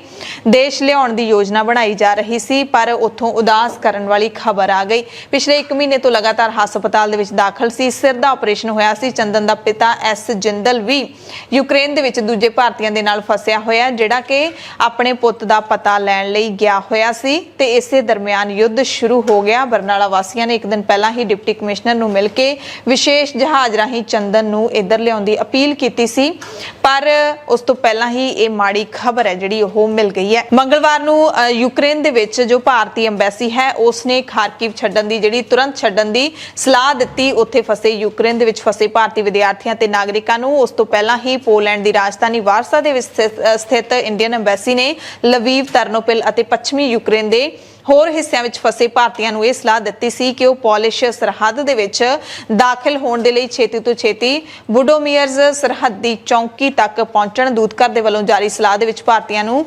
ਸ਼ੇਯਨੀ ਮੇਡੀਆਕਾ ਸਰਹੱਦ ਤੋਂ ਬਚਣ ਦੀ ਸਲਾਹ ਜ਼ਰੂਰ ਦਿੱਤੀ ਗਈ, ਜਿੱਥੇ ਜ਼ਿਆਦਾ ਭੀੜ ਹੈ ਤੇ ਲੋਕਾਂ ਨੂੰ ਸਰਹੱਦ ਪਾਰ ਕਰਨ ਲਈ ਲੰਬੀਆਂ ਲਾਈਨਾਂ ਦੇ ਵਿੱਚ ਖੜੇ ਹੋਣਾ ਪੈ ਰਿਹਾ ਹੈ। ਤੇ ਖਾਰਕਿਵ ਤੋਂ ਸਾਨੂੰ ਜਾਣਕਾਰੀ ਮਿਲੀ ਹੈ ਜਿੱਥੋਂ ਭਾਰਤੀਆਂ ਨੂੰ ਤੁਰੰਤ ਨਿਕਲਣ ਦੇ ਲਈ ਕਿਹਾ ਗਿਆ ਹੈ। ਉੱਥੇ ਮੈਡੀਕਲ ਯੂਨੀਵਰਸਿਟੀ ਦੇ ਹੋਸਟਲ ਦੇ ਵਿੱਚੋਂ 1200 ਦੇ ਕਰੀਬ ਵਿਦਿਆਰਥੀ 7 ਕਿਲੋਮੀਟਰ ਤੁਰ ਕੇ ਰੇਲਵੇ ਸਟੇਸ਼ਨ ਤੱਕ ਪਹੁੰਚੇ ਤੇ ਰੇਲ ਗੱਡੀ ਦੇ ਰਾਹੀਂ ਉਹਨਾਂ ਨੇ ਪੋਲੈਂਡ ਪਹੁੰਚਣਾ ਹੈ, ਪੋਲੈਂਡ ਦੀ ਸਰਹੱਦ ਤੇ।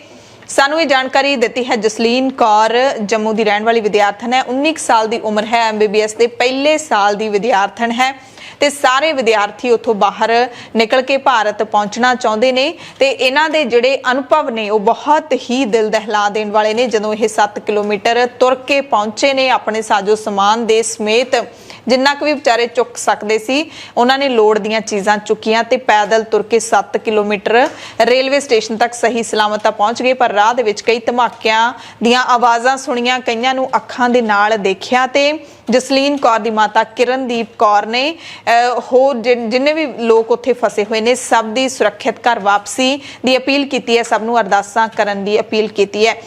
ਧੀ ਜਸਲੀਨ ਨੇ ਆਪਣੇ ਪਿਓ ਨੂੰ ਪਲ-ਪਲ ਦੀ ਅਪਡੇਟ ਦਿੱਤੀ ਹੈ। ਕੁਝ ਉਹਨਾਂ ਦੇ ਪਿਤਾ ਨੇ ਸਾਡੇ ਨਾਲ ਵੀ ਸਾਂਝੀਆਂ ਕੀਤੀਆਂ ਨੇ ਅਪਡੇਟਸ, ਉਹ ਤੁਸੀਂ ਸੁਣ ਸਕਦੇ ਹੋ ਤੇ ਮਾਂ ਦੀ ਅਪੀਲ ਹੈ ਜਿਹੜੀ ਉਹ ਵੀ ਸੁਣਾ ਦਿੰਦੇ ਆ। ਵਾਹਿਗੁਰੂ ਜੀ ਕਾ ਖਾਲਸਾ ਵਾਹਿਗੁਰੂ ਜੀ ਕੀ ਫਤਿਹ। ਅੱਜ ਸਾਡੇ ਬੱਚੇ ਖਾਰਕਿਵ ਯੂਕਰੇਨ ਤੋਂ ਨਿਕਲ ਰਹੇ ਹਨ। ਵਾਹਿਗੁਰੂ ਜੀ ਤਰਸ ਕਰਨ। ਮੇਰੀ ਸੰਸਾਰ ਦੇ ਸਾਰੇ ਜੀਆਂ ਅਤੇ ਮਾਤਾ ਪਿਤਾ ਨੂੰ ਇਹ ਰਿਕੁਐਸਟ ਹੈ ਕਿ ਸਾਰੇ ਆਪਣੇ ਘਰੋਂ ਘਰੀ ਅਰਦਾਸ ਕਰੋ, ਬੇਨਤੀ ਕਰੋ ਕਿ ਬੱਚੇ ਸੁਰੱਖਿਅਤ ਉੱਥੋਂ ਨਿਕਲ ਜਾਣ। ਸਾਰੇ ਅਰਦਾਸ ਕਰੋ।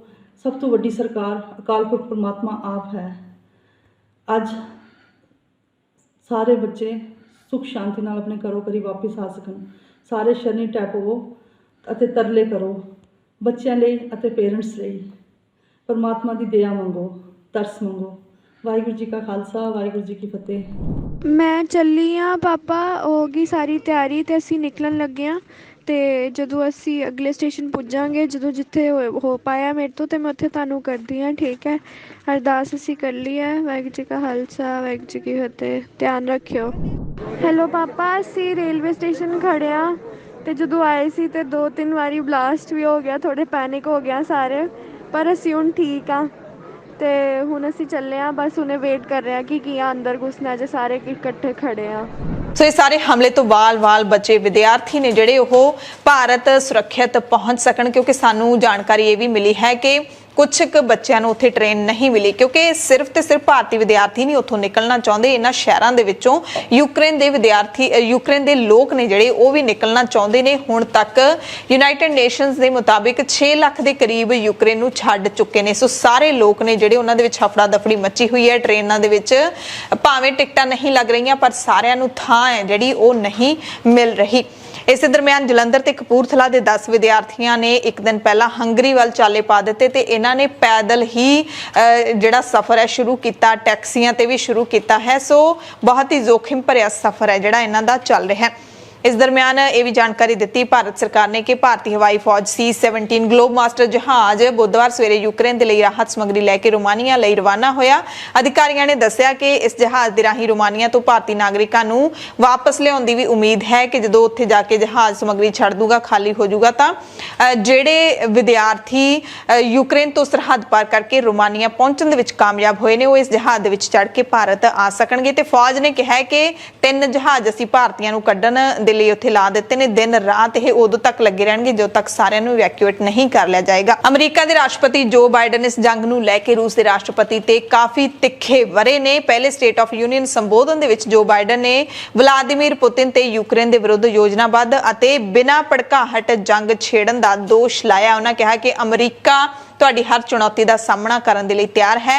ਰਾਸ਼ਟਰਪਤੀ ਨੇ ਵੀ ਕਿਹਾ ਕਿ ਪੁਤਨ ਦੀ ਜੰਗ ਯੋਜਨਾਬੱਧ ਤਰੀਕੇ ਦੇ ਨਾਲ ਕੀਤੀ ਗਈ ਹੈ। ਕੂਟਨੀਤੀ ਦੀਆਂ ਕੋਸ਼ਿਸ਼ਾਂ ਨੂੰ ਉਹਨਾਂ ਨੇ ਰੱਦ ਕੀਤਾ ਹੈ। ਉਹਨਾਂ ਨੇ ਸੋਚਿਆ ਕਿ ਪੱਛਮੀ ਦੇਸ਼ ਅਤੇ ਨਾਟੋ ਜਵਾਬ ਨਹੀਂ ਦੇਣਗੇ। ਉਹਨੇ ਸੋਚਿਆ ਕਿ ਉਹ ਸਾਨੂੰ ਆਪਣੇ ਘਰ ਵਿੱਚ ਹੀ ਵੰਡ ਸਕਦੇ ਨੇ, ਪਰ ਪੁਤਨ ਹੈ ਜਿਹੜਾ ਉਹ ਗਲਤ ਨਿਕਲਿਆ, ਪਰ ਅਸੀਂ ਤਿਆਰ ਬੈਠੇ ਸੀ। ਬਾਈਡਨ ਨੇ ਕਿਹਾ ਕਿ ਸਾਡੇ ਇਤਿਹਾਸ ਤੋਂ ਜੋ ਸਾਨੂੰ ਸਬਕ ਮਿਲਦਾ ਹੈ ਉਹ ਇਹੀ ਹੈ ਕਿ ਜਦੋਂ ਤਾਨਾਸ਼ਾਹ ਆਪਣੇ ਹਮਲੇ ਦੀ ਕੀਮਤ ਅਦਾ ਨਹੀਂ ਕਰਦੇ ਤਾਂ ਵਧੇਰੇ ਬਦਅਮਨੀ ਫੈਲਾਉਂਦੇ ਨੇ, ਉਹ ਅੱਗੇ ਵਧਦੇ ਰਹਿੰਦੇ ਨੇ ਤੇ ਅਮਰੀਕਾ ਤੇ ਦੁਨੀਆ ਦੇ ਲਈ ਖਤਰਾ ਵੱਧਦਾ ਰਹਿੰਦਾ ਹੈ। ਸੋ ਜਿਹੜਾ ਜੋ ਬਾਈਡਨ ਹੈ ਉਹਨਾਂ ਨੇ ਲਗਾਤਾਰ ਰੂਸ ਨੂੰ ਧਮਕਾਉਂਦੇ ਹੋਏ ਕਿਹਾ ਕਿ ਰੂਸ ਦੇ ਖਿਲਾਫ ਅਸੀਂ ਪਾਬੰਦੀਆਂ ਵਧਾ ਦਿੱਤੀਆਂ ਨੇ ਤੇ ਹੁਣ ਅਸੀਂ ਇਹਨਾਂ ਪਾਬੰਦੀਆਂ ਦੇ ਨਾਲ, ਆਰਥਿਕ ਪਾਬੰਦੀਆਂ ਦੇ ਨਾਲ ਰੂਸ ਦਾ ਲੱਕ ਤੋੜਾਂਗੇ। ਅਮਰੀਕਾ ਨੇ ਆਪਣਾ 에ਅਰ ਸਪੇਸ ਰੂਸ ਫਲਾਈਟ ਦੇ ਲਈ ਵੀ ਬੰਦ ਕਰ ਦਿੱਤਾ ਹੈ। ਬਾਈਡਨ ਦੇ ਮੁਤਾਬਿਕ ਜਿਹੜੀਆਂ ਪਾਬੰਦੀਆਂ ਨੇ ਰੂਸ ਨੂੰ ਅਲੱਗ-ਥਲੱਗ ਕਰ ਦੇਣਗੀਆਂ। ਪਹਿਲਾਂ ਹੀ ਰੂਸ ਦੇ ਸ਼ੇਅਰ ਬਾਜ਼ਾਰ ਦੇ ਵਿੱਚ 40% ਦੀ ਗਿਰਾਵਟ ਆ ਚੁੱਕੀ ਹੈ ਤੇ ਰੂਸੀ ਰੂਬਲ ਜਿਹੜੀ ਉੱਥੋਂ ਦੀ ਕਰੰਸੀ ਹੈ ਉਹਦੇ ਵਿੱਚ 30% ਦੀ ਗਿਰਾਵਟ ਆ ਚੁੱਕੀ ਹੈ। ਅਮਰੀਕਾ ਨੇ ਯੂਕਰੇਨ ਨੂੰ $1 ਬਿਲੀਅਨ ਦੀ ਮਦਦ ਦੇਣ ਦਾ ਵੀ ਐਲਾਨ ਕੀਤਾ ਹੈ, ਪਰ ਇਹ ਵੀ ਕਿਹਾ ਹੈ ਕਿ ਅਮਰੀਕੀ ਫੌਜ ਹੈ ਜਿਹੜੀ ਉਹ ਯੂਕਰੇਨ ਦੇ ਵਿੱਚ ਨਹੀਂ ਜਾਵੇਗੀ। Throughout our history, we've learned this lesson. When dictators do not pay a price for their aggression, they cause more chaos. He rejected repeated efforts at diplomacy. He thought the West and NATO wouldn't respond. He thought he could divide us at home, in this chamber, in this nation. He thought he could divide us in Europe as well. But Putin was wrong. We are ready. We are united, and that's what we did. We stayed united. Together, along with our allies, we are right now enforcing powerful economic sanctions. We're cutting off Russia's largest banks in the international financial system, preventing Russia's central bank from defending the Russian ruble, making Putin's $630 billion war fund worthless. We're choking Russia's access We're coming for your ill-begotten gains. And tonight, I'm announcing that we will join our allies in closing off American airspace to all Russian flights, further isolating Russia and adding additional squeeze on their economy. He has no idea what's coming. The Russian stock market has lost 40% of its value, and trading remains suspended. The Russian economy is reeling, and Putin alone is the one to blame. Together with our allies, we're providing support to the Ukrainians in their fight for freedom. Military assistance, economic assistance, humanitarian assistance. We're giving more than $1 billion of direct assistance to Ukraine, and will continue to aid the Ukrainian people as they defend their country and help ease their suffering. ਜੋ Biden ਦੇ ਇਸ ਐਲਾਨ ਤੋਂ ਬਾਅਦ United airlines ਨੇ ਵੀ ਕਹਿ ਦਿੱਤਾ ਹੈ ਕਿ ਅਮਰੀਕਾ ਤੋਂ ਮੁੰਬਈ ਅਤੇ ਦਿੱਲੀ ਲਈ ਆਪਣੀਆਂ ਉਡਾਣਾਂ ਦੇ ਲਈ ਰੂਸੀ ਹਵਾਈ ਖੇਤਰ ਦੀ ਅਮਰੀਕਾ ਵਰਤੋਂ ਨਹੀਂ ਕਰੇਗਾ। 에ਅਰਲਾਈਨ ਦੇ ਬੁਲਾਰੇ ਨੇ ਇਸ ਕਦਮ ਨੂੰ ਅਸਥਾਈ ਦੱਸਿਆ, ਯਾਨੀ ਕਿ ਅਸਥਾਈ ਤੌਰ ਤੇ ਇਸ ਨੂੰ ਬੰਦ ਕੀਤਾ ਗਿਆ ਹੈ। ਅਮਰੀਕਨ 에ਅਰਲਾਈਨਸ ਨੇ ਵੀ ਦਿੱਲੀ ਅਤੇ ਨਿਊਯਾਰਕ ਤੋਂ ਆਪਣੀਆਂ ਉਡਾਣਾਂ ਦੇ ਲਈ ਦੱਖਣੀ ਰੂਸ ਦੇ ਹਵਾਈ ਖੇਤਰ ਦੀ ਵਰਤੋਂ ਬੰਦ ਕਰ ਦਿੱਤੀ ਹੈ। ਯੂਐਨਓ ਦੇ ਵਿਸ਼ੇਸ਼ ਸੈਸ਼ਨ ਦੇ ਵਿੱਚ ਉੱਤਰੀ ਕੋਰੀਆ ਦੇ ਦੂਤ ਨੇ ਯੂਕਰੇਨ ਤੇ ਰੂਸ ਦੇ ਹਮਲੇ ਦੇ ਲਈ ਅਮਰੀਕਾ ਨੂੰ ਜ਼ਿੰਮੇਦਾਰ ਦੱਸਿਆ। ਉਹਨਾਂ ਕਿਹਾ ਕਿ ਅਮਰੀਕਾ ਤੇ ਪੱਛਮੀ ਮੁਲਕਾਂ ਨੇ ਰੂਸ ਦੀ ਸੁਰੱਖਿਆ ਗਰੰਟੀ ਦੀ ਮੰਗ ਨੂੰ ਨਜ਼ਰਅੰਦਾਜ਼ ਕੀਤਾ। ਪੂਰਬ ਵੱਲ ਵਿਸਤਾਰ ਕਰਨ ਦੀਆਂ ਹਥਿਆਰ ਪ੍ਰਣਾਲੀਆਂ ਨੂੰ ਤੈਨਾਤ ਕਰਨ ਦੀਆਂ ਨਾਟੋ ਦੀਆਂ ਕੋਸ਼ਿਸ਼ਾਂ ਦੇ ਹਿੱਸੇ ਵਜੋਂ ਯੂਰਪ ਦੇ ਸੁਰੱਖਿਆ ਵਾਤਾਵਰਣ ਨੂੰ ਯੋਜਨਾਬੱਧ ਤੌਰ ਤੇ ਕਮਜ਼ੋਰ ਕੀਤਾ ਗਿਆ ਸੀ।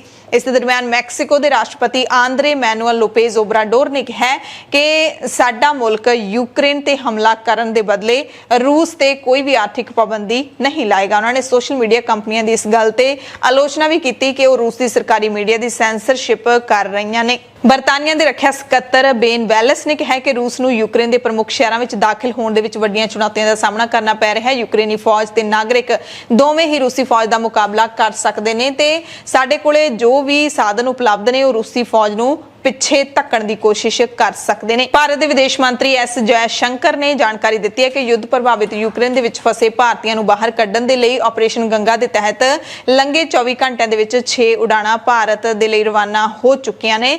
ਤੇ ਫਿਰ ਜਾਣਕਾਰੀ ਮਿਲੀ ਕਿ ਰੋਮਾਨੀਆ ਦੀ ਰਾਜਧਾਨੀ ਬੁਖਾਰੈਸਟ ਤੋਂ ਯੂਕਰੇਨ ਦੇ ਵਿੱਚ ਫਸੇ 2018 ਭਾਰਤੀਆਂ ਨੂੰ ਲੈ ਕੇ ਇੱਕ ਫਲਾਈਟ ਮੰਗਲਵਾਰ ਦੇਰ ਰਾਤ ਦਿੱਲੀ ਪਹੁੰਚੀ।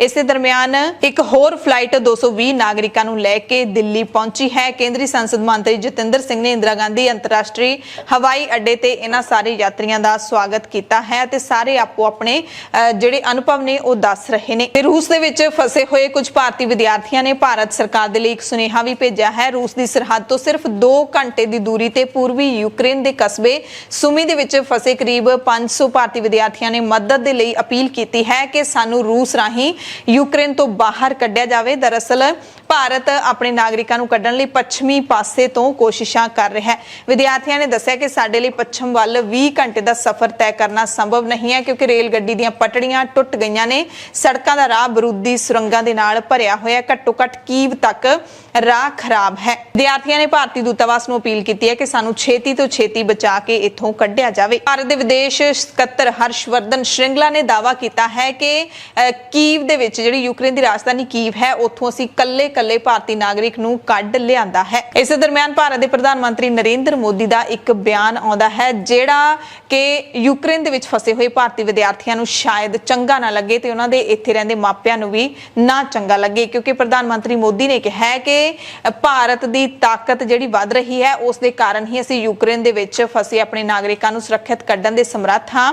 ਪ੍ਰਧਾਨ ਮੰਤਰੀ ਨੇ ਯੂਪੀ ਦੇ ਸੋਨਪਦਰ ਦੇ ਵਿੱਚ ਇੱਕ ਰੈਲੀ ਨੂੰ ਸੰਬੋਧਨ ਕਰਦਿਆਂ ਇਹ ਗੱਲ ਕਹੀ। ਮੋਦੀ ਨੇ ਇਹ ਵੀ ਕਿਹਾ ਕਿ ਭਾਰਤ ਯੂਕਰੇਨ ਤੋਂ ਆਪਣੇ ਸਾਰੇ ਨਾਗਰਿਕਾਂ ਨੂੰ ਵਾਪਸ ਲਿਆਉਣ ਦੇ ਲਈ ਕੋਈ ਕਸਰ ਬਾਕੀ ਨਹੀਂ ਛੱਡੇਗਾ। ਇਹ ਵੀ ਜਾਣਕਾਰੀ ਤੁਹਾਨੂੰ ਅਸੀਂ ਦੇ ਦਿੰਨੇ ਹਾਂ ਕਿ ਭਾਰਤ ਦੇ 18,500 ਦੇ ਕਰੀਬ ਵਿਦਿਆਰਥੀ ਯੂਕਰੇਨ ਦੇ ਵਿੱਚ ਮੈਡੀਕਲ ਸਮੇਤ ਹੋਰ ਪੜ੍ਹਾਈ ਕਰਨ ਦੇ ਲਈ ਗਏ ਹੋਏ ਨੇ ਤੇ ਉਹਨਾਂ ਦੇ ਵਿੱਚੋਂ 2000, ਇਹ ਵੀ ਅਸੀਂ ਵੱਧੋ ਵੱਧ ਗਿਣਤੀ ਦੱਸ ਰਹੇ ਹਾਂ, 2000 ਦੇ ਕਰੀਬ ਵਿਦਿਆਰਥੀ ਹੀ ਹਾਲੇ ਤੱਕ ਇਵੈਕੂਏਟ ਕੀਤੇ ਗਏ ਨੇ। ਬਾਕੀ 16-17,000 ਦੇ ਕਰੀਬ ਵਿਦਿਆਰਥੀ ਤੇ ਬਾਕੀ ਭਾਰਤੀ ਨਾਗਰਿਕ ਹਾਲੇ ਤੱਕ ਉੱਥੇ ਫਸੇ ਹੋਏ ਨੇ। ਯੁੱਧ ਛਿੜੇ ਨੂੰ 7 ਦਿਨ ਹੋ ਚੁੱਕੇ ਨੇ ਤੇ ਉਧਰ ਯੂਕਰੇਨ ਦੇ ਆਮ ਨਾਗਰਿਕ ਘਰੇਲੂ ਪੈਟਰੋਲ ਬੰਬ ਬਣਾਉਣਾ ਤੇ ਵਰਤਣਾ ਸਿੱਖ ਰਹੇ ਨੇ। ਕੀਵ ਦੇ ਪੱਛਮ ਵੱਲ ਇੱਕ ਸ਼ਹਿਰ ਜ਼ਾਈਟੋਮਿਰ ਦੇ ਵਿੱਚ ਮਰਦਾਂ ਤੇ ਔਰਤਾਂ ਦੇ ਇੱਕ ਗਰੁੱਪ ਨੂੰ ਸਿਖਲਾਈ ਦਿੱਤੀ ਗਈ ਹੈ ਕਿ ਮੋਲੋਟੋਵ ਕਾਕਟੇਲਸ ਨੂੰ ਬਾਲ ਕੇ ਰੂਸੀ ਫੌਜੀ ਦੇ ਨਿਰਧਾਰਿਤ ਨਿਸ਼ਾਨਿਆਂ ਤੇ ਕਿਵੇਂ ਸੁੱਟਿਆ ਜਾਵੇ। ਰੂਸੀ ਫੌਜੀ ਦੇ ਹਮਲੇ ਦੀ ਤਿਆਰੀ ਲੜਾਈ ਦੇ ਲਈ ਮੁਕਾਬਲਾ ਕਰਨ ਦੇ ਲਈ ਸੜਕਾਂ ਤੇ ਹੀ ਹਜ਼ਾਰਾਂ ਪੈਟਰੋਲ ਬੰਬ ਨੇ ਜਿਹੜੇ ਉਹ ਬਣਾਏ ਜਾ ਰਹੇ ਨੇ ਲੋਕਾਂ ਦੇ ਵੱਲੋਂ ਤੇ ਉਹਦੀ ਸਿਖਲਾਈ ਵੀ ਲਈ ਜਾ ਰਹੀ ਹੈ। ਯਾਨੀ ਕਿ ਯੂਕਰੇਨ ਦੇ ਜਿਹੜੇ ਲੋਕ ਨੇ ਉਹ ਕ੍ਰੈਸ਼ ਕੋਰਸ ਕਰ ਰਹੇ ਨੇ ਅਤੇ ਆਪਣੇ ਮੁਲਕ ਦੇ ਲਈ ਲੜਨ ਦੇ ਲਈ ਹੁਣ ਪਿੱਛੇ ਨਹੀਂ ਹਟਣਾ ਚਾਹੁੰਦੇ। ਤੇ ਰੂਸੀ ਫੌਜ ਨੇ ਯੂਕਰੇਨ ਦੇ ਦੂਜੇ ਸਭ ਤੋਂ ਵੱਡੇ ਸ਼ਹਿਰ ਖਾਰਕੀਵ ਦੇ ਵਿੱਚ ਪੁਲਿਸ ਵਿਭਾਗ ਦੀ ਇੱਕ ਇਮਾਰਤ ਤੇ ਰਾਕਟ ਨਾਲ ਹਮਲਾ ਕੀਤਾ। ਬੁੱਧਵਾਰ ਨੂੰ ਇੱਕ ਦਿਨ ਪਹਿਲਾਂ ਟੀਵੀ ਸਟੇਸ਼ਨ ਦੇ ਨੇੜੇ ਹਮਲਾ ਕੀਤਾ ਸੀ ਤੇ ਇਸ ਹਮਲੇ ਦੇ ਵਿੱਚ 2 ਦਰਜਨ ਤੋਂ ਵੱਧ ਲੋਕਾਂ ਦੀ ਮੌਤ ਦੀ ਜਾਣਕਾਰੀ ਦਿੱਤੀ ਜਾ ਰਹੀ ਹੈ। ਕਰੀਬ 21 ਦੇ ਕਰੀਬ ਲੋਕ ਨੇ ਜਿਹੜੇ ਉੱਥੇ ਹੁਣ ਤੱਕ ਮਾਰੇ ਜਾ ਚੁੱਕੇ ਨੇ ਕੱਲੇ ਖਾਰਕੀਵ ਦੇ ਵਿੱਚ। ਰੂਸ ਦੇ ਰੱਖਿਆ ਮੰਤਰਾਲੇ ਨੇ ਇਹ ਵੀ ਦਾਅਵਾ ਕੀਤਾ ਹੈ ਕਿ ਰੂਸੀ ਫੌਜ ਨੇ ਯੂਕਰੇਨ ਦੇ ਦੱਖਣੀ ਸ਼ਹਿਰ ਖੇਰਸਨ ਉੱਤੇ ਮੁਕੰਮਲ ਕਬਜ਼ਾ ਕਰ ਲਿਆ। ਮੇਅਰ ਦਾ ਕਹਿਣਾ ਹੈ ਕਿ ਖੇਰਸਨ ਦੇ ਟ੍ਰੇਨ ਸਟੇਸ਼ਨ ਅਤੇ ਬੰਦਰਗਾਹ ਉੱਤੇ ਰੂਸੀ ਫੌਜੀਆਂ ਨੇ ਆਪਣਾ ਕਬਜ਼ਾ ਕਰ ਲਿਆ। ਸੰਯੁਕਤ ਰਾਸ਼ਟਰ ਨੇ ਅੰਕੜੇ ਜਾਰੀ ਕਰਦਿਆਂ ਦੱਸਿਆ ਕਿ ਯੂਕਰੇਨ ਤੇ ਰੂਸੀ ਹਮਲੇ ਦੇ ਸ਼ੁਰੂ ਹੋਣ ਤੋਂ ਬਾਅਦ ਘੱਟੋ-ਘੱਟ 136 ਨਾਗਰਿਕਾਂ ਦੀ ਮੌਤ ਹੋ ਗਈ ਹੈ। ਮਰਨ ਵਾਲਿਆਂ ਦੇ ਵਿੱਚ 13 ਬੱਚੇ ਵੀ ਸ਼ਾਮਿਲ ਨੇ। ਪਰ ਮਨੁੱਖੀ ਅਧਿਕਾਰਾਂ ਦੇ ਲਈ ਸੰਯੁਕਤ ਰਾਸ਼ਟਰ ਹਾਈ ਕਮਿਸ਼ਨਰ ਦੇ ਬੁਲਾਰੇ ਲਿਜ਼ ਥਰੋਸੇਲ ਨੇ ਕਿਹਾ ਕਿ ਅਸਲ ਦੇ ਵਿੱਚ ਮਰਨ ਵਾਲਿਆਂ ਦੀ ਗਿਣਤੀ ਕਿਤੇ ਵੱਧ ਹੋ ਸਕਦੀ ਹੈ। ਇਸ ਦਰਮਿਆਨ ਯੂਕਰੇਨ ਨੇ ਜੋ ਅੰਕੜੇ ਜਾਰੀ ਕੀਤੇ ਨੇ ਉਹ ਵੀ ਤੁਹਾਨੂੰ ਦੱਸ ਦਿੰਦੇ ਹਾਂ। ਯੂਕਰੇਨ ਸਰਕਾਰ ਦੇ ਮੁਤਾਬਿਕ 5840 ਰੂਸੀ ਫੌਜੀ ਮਾਰ ਦਿੱਤੇ ਗਏ ਨੇ। ਸ਼ੁਰੂਆਤੀ ਅੰਕੜਿਆਂ ਵਿੱਚ ਹਮਲੇ ਦੀ ਸ਼ੁਰੂਆਤ ਤੋਂ ਲੈ ਕੇ ਰੂਸੀ ਫੌਜ ਨੂੰ ਹੋਏ ਸਾਰੇ ਅੰਕੜੇ ਇਸ ਨੁਕਸਾਨ ਦੇ ਵਿੱਚ ਸ਼ਾਮਿਲ ਨੇ। 5840 ਫੌਜੀ ਮਾਰ ਦਿੱਤੇ ਗਏ ਨੇ, 30 ਜਹਾਜ਼, 31 ਹੈਲੀਕਾਪਟਰ, 211 ਟੈਂਕ, 862 ਬਖਤਰਬੰਦ ਗੱਡੀਆਂ, 85 ਤੋਪਖਾਨੇ, 9 ਐਂਟੀ 에ਅਰਕ੍ਰਾਫਟ ਸਿਸਟਮ, 60 ਬਾਲਣ ਟੈਂਕ ਤੇ 355 ਫੌਜੀ ਵਾਹਨਾਂ ਦੇ ਨਾਲ 40 MLRS ਰਾਕਟ ਲਾਂਚਰ ਨੇ ਜਿਹੜੇ ਉਹ ਆਪਣੇ ਕਬਜ਼ੇ ਦੇ ਵਿੱਚ ਯੂਕਰੇਨ ਦੀ ਫੌਜ ਨੇ ਲਏ ਨੇ। ਇਹ ਯੂਕਰੇਨ ਦੀ ਸਰਕਾਰ ਨੇ ਦਾਅਵਾ ਕੀਤਾ ਹੈ। ਇਸ ਜੰਗ ਦੇ ਦਰਮਿਆਨ ਜਿੱਥੇ social media platforms YouTube, Facebook ਜਾਂ ਹੋਰ ਜਿਹੜੇ ਅਜਿਹੇ ਪਲੇਟਫਾਰਮ ਨੇ ਉਹਨਾਂ ਨੇ ਰੂਸ ਦੇ ਉੱਤੇ ਪਾਬੰਦੀਆਂ ਲਾਈਆਂ ਨੇ, ਤਾਂ ਹੁਣ ਐਪਲ ਨੇ ਵੀ ਰੂਸ ਦੇ ਵਿੱਚ ਆਪਣੇ ਉਤਪਾਦਾਂ ਦੀ ਵਿਕਰੀ ਰੋਕਣ ਦਾ ਫੈਸਲਾ ਲਿਆ ਹੈ। ਐਪਲ ਕੰਪਨੀ ਨੇ ਇੱਕ ਬਿਆਨ ਜਾਰੀ ਕਰਕੇ ਕਿਹਾ ਕਿ ਅਸੀਂ ਯੂਕਰੇਨ ਉੱਤੇ ਰੂਸੀ ਹਮਲੇ ਨੂੰ ਲੈ ਕੇ ਡੂੰਘੀ ਚਿੰਤਾ ਦੇ ਵਿੱਚ ਹਾਂ। ਹਿੰਸਾ ਦੇ ਨਤੀਜੇ ਵਜੋਂ ਪੀੜਤ ਸਾਰੇ ਲੋਕਾਂ ਦੇ ਅਸੀਂ ਨਾਲ ਖੜੇ ਹਾਂ। ਤੇ ਇਸ ਕੰਪਨੀ ਨੇ ਹਮਲੇ ਦੇ ਜਵਾਬ ਵਿੱਚ ਕਈ ਕਾਰਵਾਈਆਂ ਦੀ ਰੂਪਰੇਖਾ ਤਿਆਰ ਕੀਤੀ ਹੈ, ਕਈ ਰੋਕਾਂ ਦੀ ਰੂਪਰੇਖਾ ਤਿਆਰ ਕੀਤੀ ਹੈ, ਜਿਹਦੇ ਵਿੱਚ ਇਸ ਮੁਲਕ ਦੇ ਵਿੱਚ ਹੁਣ ਐਪਲ ਆਪਣੇ ਉਤਪਾਦ ਨਹੀਂ ਵੇਚੇਗਾ। ਐਪਲ ਪੇ ਤੇ ਹੋਰ ਸੇਵਾਵਾਂ ਨੂੰ ਵੀ ਸੀਮਿਤ ਕਰ ਦਿੱਤਾ ਗਿਆ ਹੈ। ਰੂਸੀ ਰਾਜ ਮੀਡੀਆ RT ਨਿਊਜ਼ ਅਤੇ ਸਪੁਤਨਿਕ ਨਿਊਜ਼ ਹੁਣ ਰੂਸ ਤੋਂ ਬਾਹਰ ਐਪਲ ਸਟੋਰ ਤੋਂ ਡਾਊਨਲੋਡ ਕਰਨ ਲਈ ਉਪਲਬਧ ਨਹੀਂ ਹੋਣਗੇ। ਯੂਰਪੀ ਸੰਘ ਦੇ ਮੁਲਕਾਂ ਸਮੇਤ 22 ਦੇਸ਼ਾਂ ਦੇ ਚੋਟੀ ਦੇ ਡਿਪਲੋਮੈਟਾਂ ਨੇ ਪਾਕਿਸਤਾਨ ਸਰਕਾਰ ਨੂੰ ਸੰਯੁਕਤ ਰਾਸ਼ਟਰ ਮਹਾਸਭਾ ਵਿੱਚ ਯੂਕਰੇਨ ਖਿਲਾਫ ਰੂਸ ਦੇ ਹਮਲੇ ਦੀ ਨਿੰਦਿਆ ਕਰਨ ਵਾਲੇ ਪ੍ਰਸਤਾਵ ਦਾ ਸਮਰਥਨ ਕਰਨ ਦੀ ਅਪੀਲ ਕੀਤੀ ਹੈ। ਪਾਕਿਸਤਾਨ ਦੇ ਪ੍ਰਧਾਨ ਮੰਤਰੀ ਇਮਰਾਨ ਖਾਨ ਉਸ ਦਿਨ ਮਾਸਕੋ ਦੇ ਵਿੱਚ ਹੀ ਸਨ ਜਿਸ ਦਿਨ ਰੂਸੀ ਫੌਜ ਪਿਛਲੇ ਹਫ਼ਤੇ ਯੂਕਰੇਨ ਦੇ ਵਿੱਚ ਦਾਖਲ ਹੋਈ ਸੀ। ਇਮਰਾਨ ਖਾਨ ਨੇ ਵਲਾਦੀਮੀਰ ਪੁਤਿਨ ਦੇ ਨਾਲ ਮੁਲਾਕਾਤ ਕੀਤੀ ਸੀ। ਪਾਕਿਸਤਾਨ ਨੇ ਹਮਲੇ ਤੇ ਚਿੰਤਾ ਜ਼ਾਹਿਰ ਵੀ ਕੀਤੀ ਸੀ ਪਰ ਇਸ ਦੀ ਨਿੰਦਿਆ ਨਹੀਂ ਕੀਤੀ ਸੀ। ਹੁਣ 22 ਦੇਸ਼ਾਂ ਦੇ ਡਿਪਲੋਮੈਟਾਂ ਨੇ ਸਾਂਝਾ ਬਿਆਨ ਜਾਰੀ ਕਰਕੇ ਕਿਹਾ ਹੈ ਕਿ ਪਾਕਿਸਤਾਨ ਰੂਸ ਦੀ ਇਸ ਕਾਰਵਾਈ ਦੀ ਨਿੰਦਾ ਕਰੇ। ਪੰਜਾਬ ਤੋਂ ਜਿਹੜੇ ਕਾਂਗਰਸ ਦੇ MP ਨੇ ਉਹਨਾਂ ਦੀ ਦਿੱਲੀ ਦੇ ਵਿੱਚ ਬੈਠਕ ਹੋਈ ਹੈ। ਯੂਕਰੇਨ ਦੇ ਵਿੱਚ ਫਸੇ ਪੰਜਾਬ ਦੇ ਵਿਦਿਆਰਥੀਆਂ ਦੀ ਸੁਰੱਖਿਅਤ ਵਾਪਸੀ ਦੇ ਲਈ ਇਹਨਾਂ ਨੇ ਚਰਚਾ ਕੀਤੀ ਹੈ। ਇਹ ਜਾਣਕਾਰੀ ਕਾਂਗਰਸ ਦੇ MP ਰਵਨੀਤ ਬਿੱਟੂ ਨੇ ਟਵੀਟ ਕਰਕੇ ਦਿੱਤੀ ਹੈ। ਰੂਸ ਯੂਕਰੇਨ ਜੰਗ ਦੇ ਦਰਮਿਆਨ ਇੱਕ ਹੋਰ ਵੱਡੀ ਖਬਰ ਇਹ ਆ ਰਹੀ ਹੈ ਕਿ ਦੂਸਰੀ ਐਡਵਾਈਜ਼ਰੀ 2 ਮਾਰਚ ਦੇ ਦਿਨ ਦੂਜੀ ਐਡਵਾਈਜ਼ਰੀ ਜਾਰੀ ਕੀਤੀ ਗਈ ਹੈ। ਭਾਰਤੀ ਅੰਬੈਸੀ ਦੇ ਵੱਲੋਂ ਕੀਵ ਦੇ ਵਿੱਚ ਭਾਰਤੀ ਅੰਬੈਸੀ ਹੈ ਰਾਜਧਾਨੀ ਕੀਵ ਦੇ ਵਿੱਚ, ਉਹਨਾਂ ਨੇ ਖਾਰਕੀਵ ਦੇ ਵਿੱਚ ਫਸੇ ਹੋਏ ਭਾਰਤੀ ਵਿਦਿਆਰਥੀਆਂ ਨੂੰ ਹੁਣ ਕਹਿ ਦਿੱਤਾ ਹੈ ਕਿ ਤੁਸੀਂ ਖਾਰਕੀਵ ਦੇ ਵਿੱਚੋਂ ਛੇਤੀ ਨਿਕਲੋ। ਖਾਰਕੀਵ ਦੇ ਸਮੇਂ ਦੇ ਮੁਤਾਬਿਕ ਸ਼ਾਮ ਨੂੰ 6 ਵਜੇ ਤੱਕ ਖਾਰਕੀਵ ਵਿੱਚੋਂ ਤੁਰੰਤ ਨਿਕਲਣ ਦੇ ਲਈ ਐਡਵਾਈਜ਼ਰੀ ਜਾਰੀ ਕੀਤੀ ਸੀ।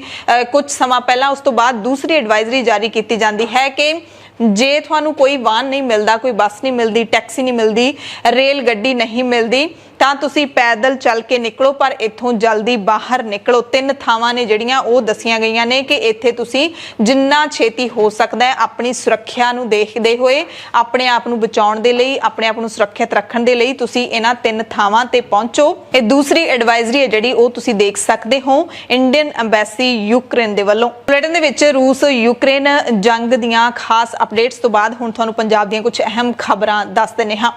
ਵੱਡੀ ਖਬਰ ਇਹ ਹੈ ਕਿ ਪ੍ਰੋਫੈਸਰ ਦਵਿੰਦਰਪਾਲ ਸਿੰਘ ਭੁੱਲਰ ਦੀ ਰਿਹਾਈ ਵਾਧੂ ਰੌਲਾ ਪਾਉਣ ਦੇ ਬਾਵਜੂਦ ਵੀ ਨਹੀਂ ਹੋਈ। ਵੱਡੀ ਖਬਰ ਇਹ ਹੈ ਕਿ ਸਿਆਸੀ ਸਿੱਖ ਕੈਦੀ ਪ੍ਰੋਫੈਸਰ ਦਵਿੰਦਰਪਾਲ ਸਿੰਘ ਭੁੱਲਰ ਦੀ ਰਿਹਾਈ ਪੂਰਾ ਦਿਨ ਰੌਲੇ ਰੱਪੇ ਤੋਂ ਬਾਅਦ ਵੀ ਨਹੀਂ ਹੋ ਸਕੀ। ਪੂਰਾ ਦਿਨ ਖਬਰਾਂ ਚੱਲਦੀਆਂ ਰਹੀਆਂ। ਇੱਕ BJP ਦੇ ਲੀਡਰ ਮਨਜਿੰਦਰ ਸਿੰਘ ਸਿਰਸਾ ਨੇ ਵੀ ਇਹ ਬਿਆਨ ਜਾਰੀ ਕਰ ਦਿੱਤਾ ਕਿ 2 ਮਾਰਚ ਦੀ ਸ਼ਾਮ ਤੱਕ, ਬੁੱਧਵਾਰ ਦੀ ਸ਼ਾਮ ਤੱਕ ਪ੍ਰੋਫੈਸਰ ਦਵਿੰਦਰਪਾਲ ਸਿੰਘ ਭੁੱਲਰ ਜੇਲ੍ਹ ਚੋਂ ਰਿਹਾ ਹੋ ਜਾਣਗੇ। ਪਰ ਰਿਹਾਈ ਦਾ ਫੈਸਲਾ ਟਾਲ ਦਿੱਤਾ ਗਿਆ ਹੈ। ਦਿੱਲੀ ਦੇ ਗ੍ਰਹਿ ਮੰਤਰੀ ਸਤਿੰਦਰ ਜੈਨ ਦੀ ਅਗਵਾਈ ਵਾਲੇ SRB ਯਾਨੀ ਕਿ ਸਜ਼ਾ ਸਮੀਖਿਆ ਬੋਰਡ ਨੇ ਦਵਿੰਦਰਪਾਲ ਸਿੰਘ ਭੁੱਲਰ ਦੀ ਛੇਤੀ ਰਿਹਾਈ ਦੇ ਫੈਸਲੇ ਨੂੰ ਟਾਲ ਦਿੱਤਾ ਹੈ। ਭੁੱਲਰ ਹਾਲ ਦੀ ਘੜੀ ਜੇਲ੍ਹ ਦੇ ਵਿੱਚ ਬੰਦ ਨੇ। ਦਿੱਲੀ ਸਰਕਾਰ ਦੇ ਅਧਿਕਾਰੀਆਂ ਨੇ ਦੱਸਿਆ ਕਿ ਇਸ ਮਾਮਲੇ ਨੂੰ ਅਗਲੀ ਮੀਟਿੰਗ ਤੱਕ ਟਾਲ ਦਿੱਤਾ ਗਿਆ ਹੈ। ਪੰਜਾਬ ਵਿਧਾਨ ਸਭਾ ਚੋਣਾਂ ਤੋਂ ਪਹਿਲਾਂ ਸਿੱਖ ਜਥੇਬੰਦੀਆਂ ਲਗਾਤਾਰ ਪ੍ਰੋਫੈਸਰ ਭੁੱਲਰ ਦੀ ਰਿਹਾਈ ਦੀ ਮੰਗ ਕਰ ਰਹੀਆਂ ਸੀ। ਇਹ ਮੰਗ ਜ਼ੋਰ ਫੜ ਗਈ ਸੀ, ਜਿਸ ਦੇ ਚੱਲਦੇ ਆਮ ਆਦਮੀ ਪਾਰਟੀ ਨੂੰ ਪੰਜਾਬ ਦੇ ਵਿੱਚ ਵਿਰੋਧ ਦਾ ਸਾਹਮਣਾ ਵੀ ਕਰਨਾ ਪਿਆ।